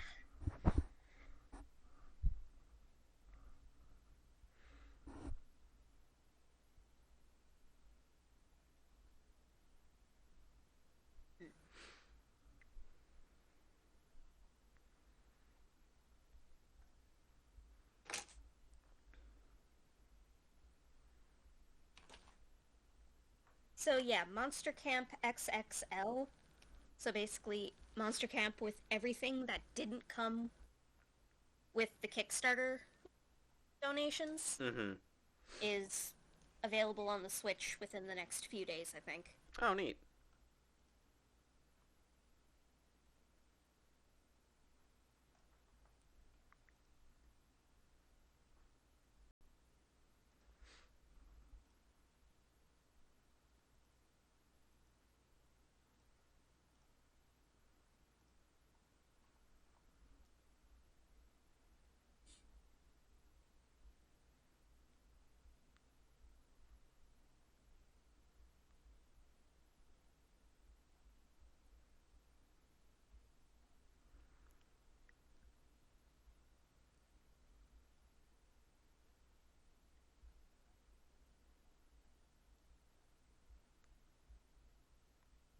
Now, I remember first thing we're going to be doing when we at our next Divinity session is going to be we're playing Fish Gear Solid because I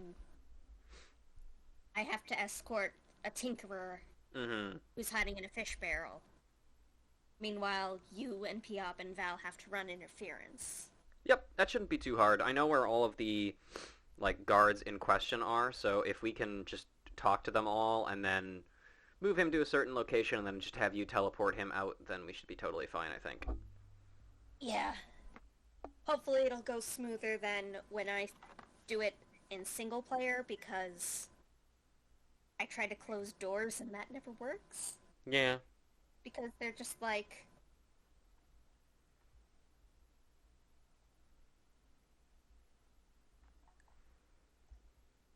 Good times.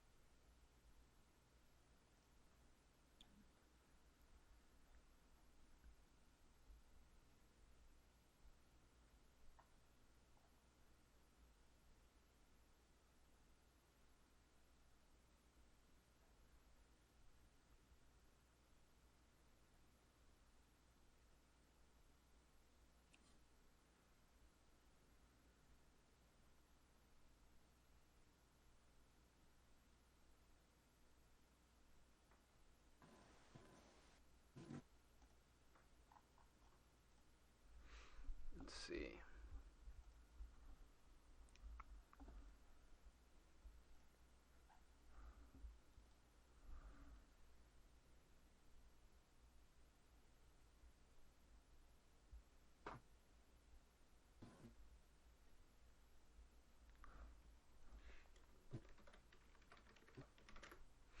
Also, you gotta love how this Pokemon Company...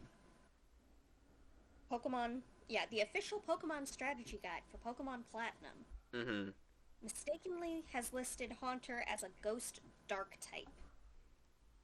Huh. Haunter. A Ghost Dark type.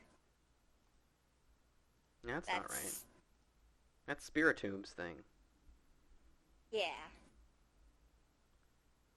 The Ghastly line is Ghost Poison, which makes them susceptible to psychic moves, even though they're among the only type... Well, even though they're among the only type that can feasibly take on a psychic type. Well,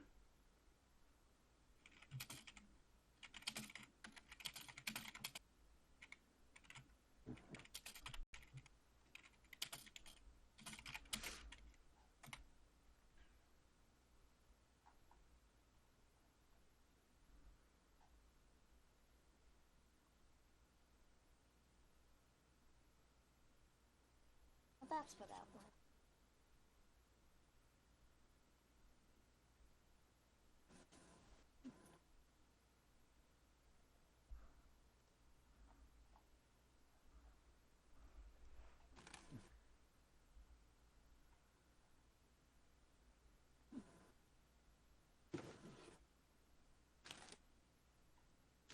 Okay, sorry about that. All good. No worries. Alright. Okay. PP Polly. Bam. Yeah. Aloe vera. Yep.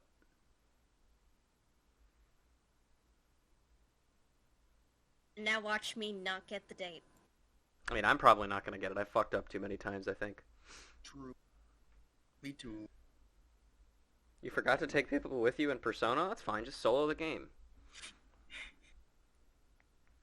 Finally pluck up your courage and ask your beloved to go.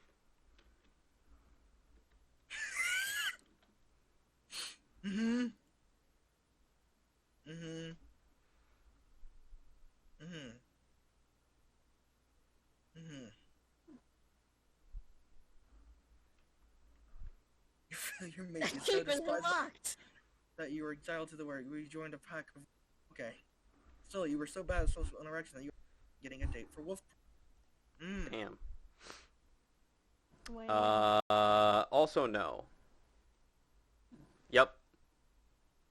It's true. I mean, I am a zombie.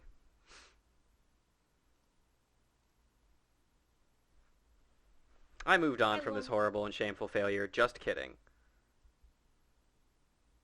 I don't believe A that. sweet banshee called Ash.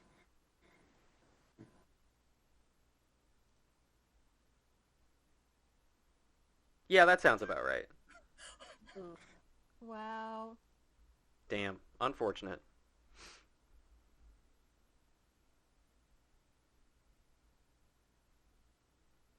Prom. It's not that I love the concept of prom. But we need to be there, if only to remind everyone we're cooler than that.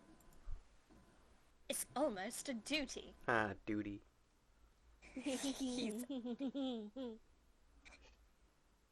So we should do it, huh?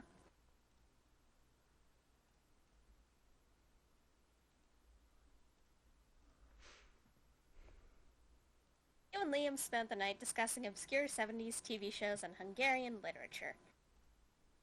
Ew, Hungarian. You both laughed a lot, and for once Liam seemed to genuinely enjoy himself without the need for posing or judging other people. That's nice. You noticed his hand gently touching yours, and you know Liam well enough to know it wasn't accidental. Oh, Scandalous. you're getting spicy tonight, Liam. Hand-holding? Not in my house. Maybe. That's degenerate right there. Falling in love isn't for posers after all. Adorable. In your cockiest voice, you remind Damien the two of you have a date on prom night. Yeah, fucker, it's a date. Prom night arrives and your brawl is even scheduled in the official prom-gram. A crowd is ready and waiting for your fight. And damn, do you start fighting.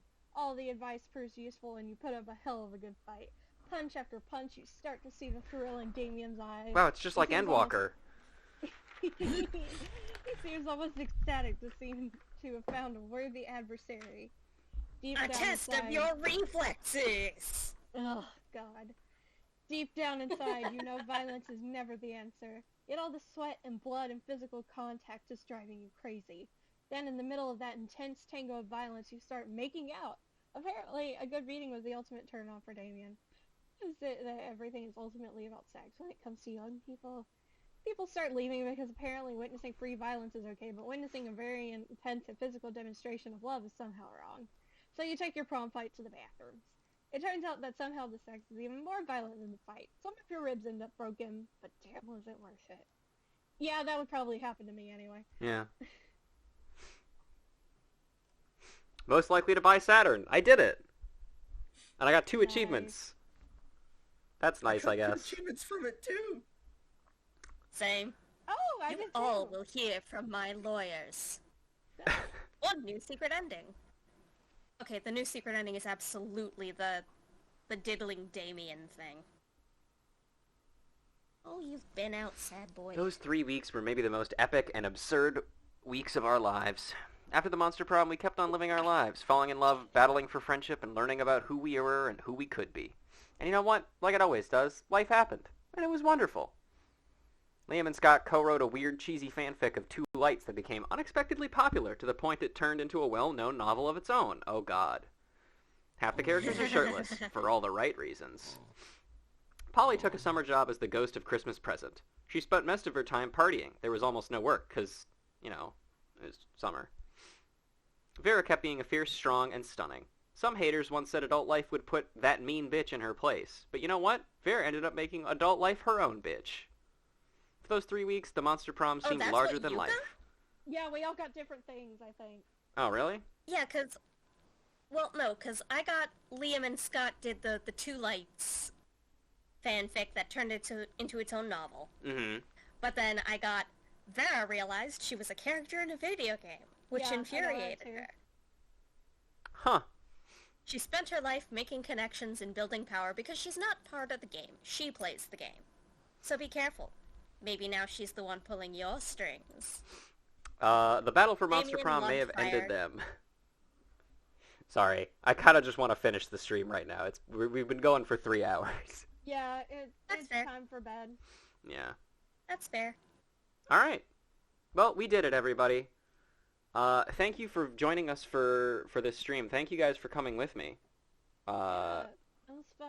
I hope you enjoyed your first multiplayer experience in Monster Prom, Otaku. Yeah. Alright. I very much enjoyed that. Yeah, I'm glad.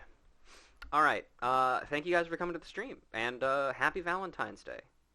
Happy Valentine's Valentine's. Day. Good night, everybody.